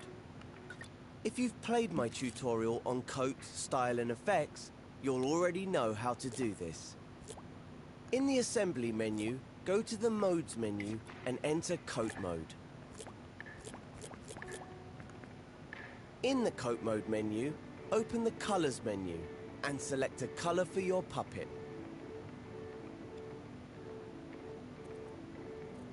Okay. One of the simplest ways to customize a... Okay. Now that we've taken the hat out of the... Okay, let's add some...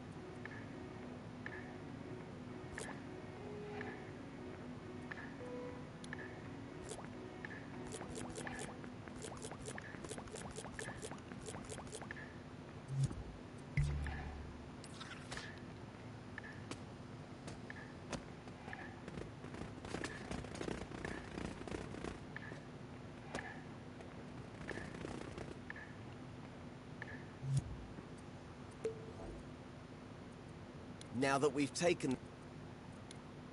Okay, select us here. But for this tutorial, I've kept things simple and curated a collection of elements for you to use. Take a look at some of the accessories in the collection. Select one you like with X. You'll now have your chosen accessory on your imp. Don't stamp it down yet though. First we need to scope into the puppet. You can do this even when you have an element from the Dreamiverse on your imp. Scope in with L1 and X, and then scope into the body part that you want to attach it to. If that body part is already in its own group, you'll enter that group. But if the body part is just a sculpture, then you'll create a new group when you stamp the object down. Once the accessory is in the group, you can create that group and only want a scene for you. When you're happy, select the star podium from the tutorial collection and stamp it down in the outline that we've put in the scene for you. Okay. Then head back into play mode, jump onto the podium and see what Connie thinks of your creation. Okay. I didn't even have to do anything. Let's go, guys. Oh yeah.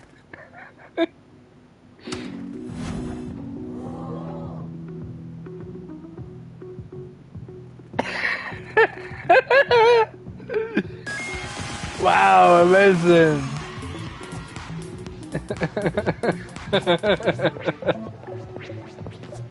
There's me in the back.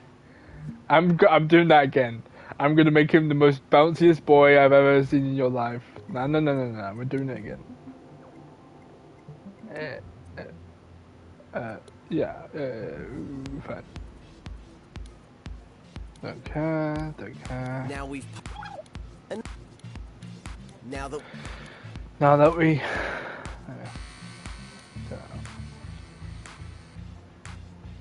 I want to skip.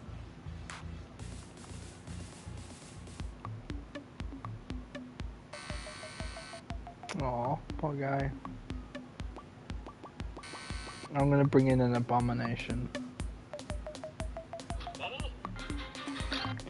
You should throw a freaking beach party!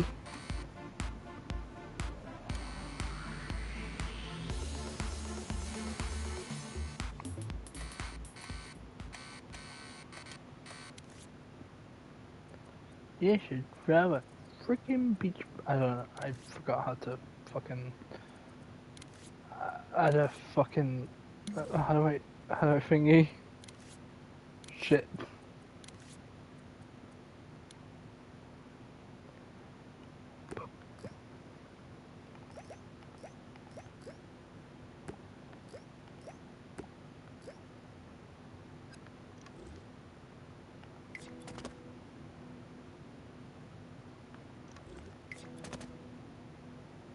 Okay. I'm gonna take you. I'm gonna...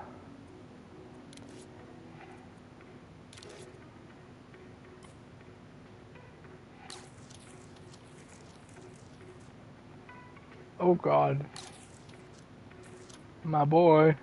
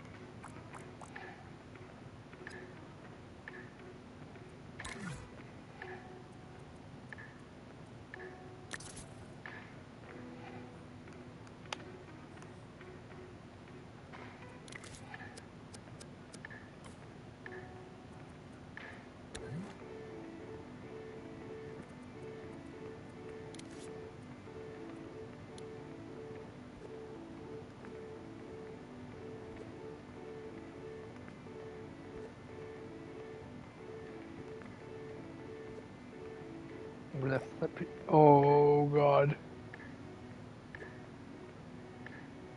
Oh no. Gonna put you up there. Flip you. Hey everybody! It's me! Puppy. I don't fucking know. Oh god. What have I done to you, my boy? It's okay, Papa. It's okay, Papa. Don't worry. I will fix you. He's now a crab. And I'm gonna clone him a couple of fucking times. Can't go wrong with that. What next? How do I fucking... Oh, this is how. Zoom. Zoom. Zoom. Oh god.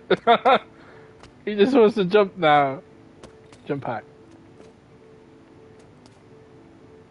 Jump or jump. Gravity.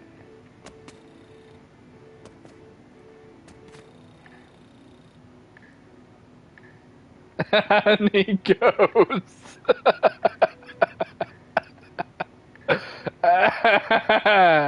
There he goes. Air control. 0%. Come back down, please. There we go. And up he goes again. Okay. Whoop. Boom. Zoom.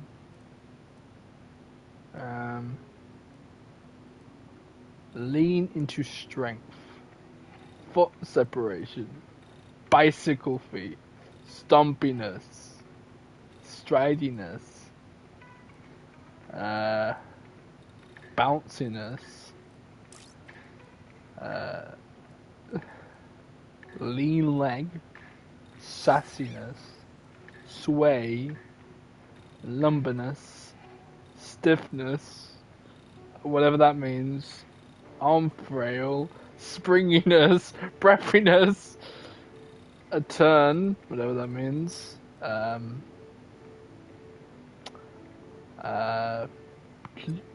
Could you come back down here for a second? I can't see you now. I might need to do something about his gravity.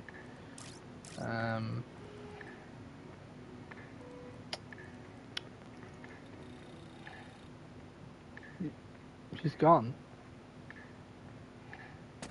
Oh! Oh my god! Oh my boy! Oh my boy!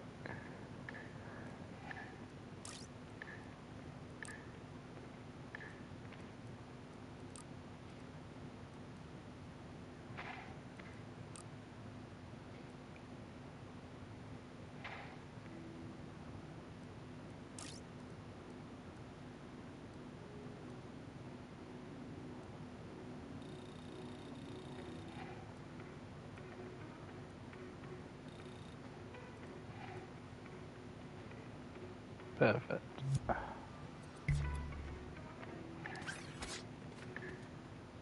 Oh god.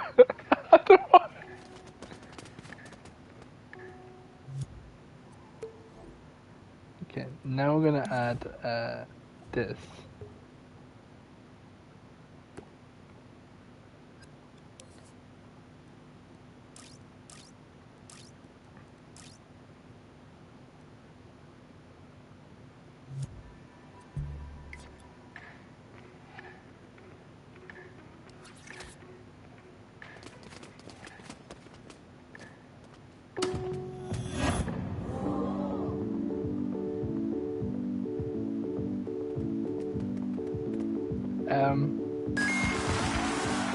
Yeah, great. Sick. Awesome. Abomination.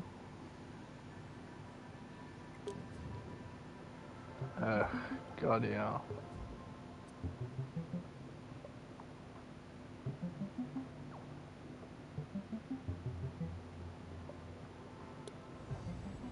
Oh dear, it looks like Cuthbert I is tell really ya. stuck this time. In previous tutorials, you've edited the scene to help Connie reach Cuthbert. But this time, you'll be editing Connie herself, supercharging her with some new abilities to get past the obstacles in the scene. Bear in mind that this is a complex tutorial in which it's easy to make a mistake. If you do, remember to use the left directional button to undo. Now go into play mode and see how far you can get. Okay. Possess Connie with R2 and press the Whoops. X button to jump. I've done it. Oops, she can't even get over the first obstacle. So let's start by souping up her jump height. Switch back to edit mode and we'll get started. To change Connie's jump height, all we need to do is tweak her. So hover over her, hold L1 and press the square button to open her tweak menu. This is a puppet tweak menu. As you can see, it's jam-packed with different options. Thankfully, the setting we want is on the first page. All these settings control Connie's overall movement. Got it. We could make Connie run super fast or super slow. But nah, that's not gonna help her. A nice high jump is what we need. What do we have here? Shut up. Well, that was pretty cool. Whoa. Unfortunately, Connie's new jumping skills aren't going to be much use on the next obstacle. And don't even think about making her jump over the top, because that force field will zap her in a second. Instead, let's give Connie the power to crouch. I bet she's always dreamed of it. If you're still in play mode, switch back to edit mode now. Rewind time with L3 to put Connie back and gadgets that are grouped together. Scope in. When you've scoped into a puppet, you can see its inner workings. What? Scope in. And gadgets that are grouped together. Hover over Connie, press and hold L1, then press X to scope in. When you've scoped into a puppet, you can see its inner workings. What the fuck? On Connie's back, there's a microchip gadget. It's called She's not Connie's real? brain, and it contains No. all her logic and animations. Holy fucking Let's shit. take a look inside. Hold L1 and press X over it to scope in and open the microchip canvas. There's quite a lot going on in here. The gadget I want you to look at is this one in the bottom right corner with the diamond icon. This is a keyframe gadget. If you've played through the keyframes and timelines tutorial, you'll already know all about these. Keyframes record changes to things in the scene. They store the keyframe with X, and you'll see a preview of how it looks. Those dashed lines over Connie show that she's being changed by the keyframe. Press circle to deselect the keyframe, and she goes back to normal. To be able to activate the crouch keyframe, we need to connect it to Connie's controller sensor. Then you'll be able to make her crouch with a controller button. In the next step, I'll show you how to do exactly that.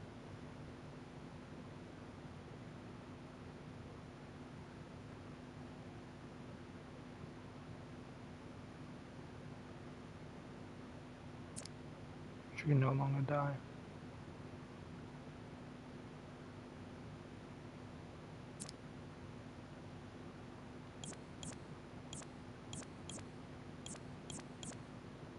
And she has no brain. I can't possess her anymore. No, what have I done?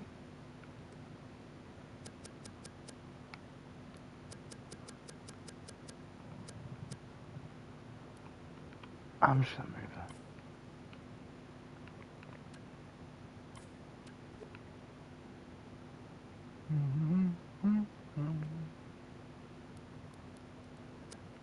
Oh, no. Didn't mean to do that.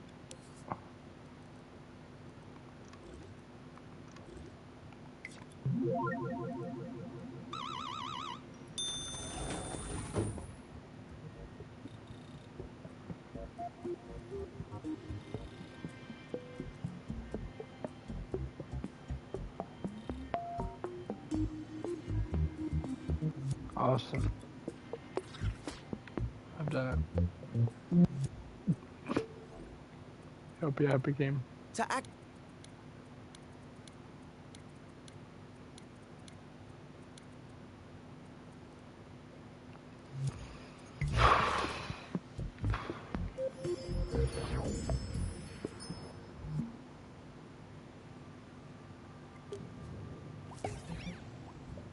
Wow. Look how good I am.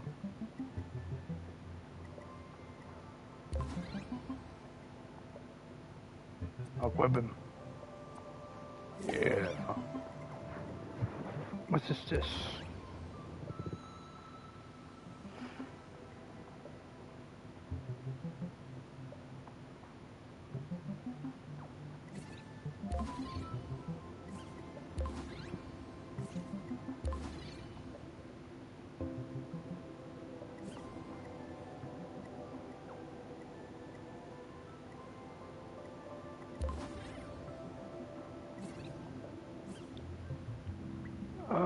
I think I'm gonna leave it there. Goodbye.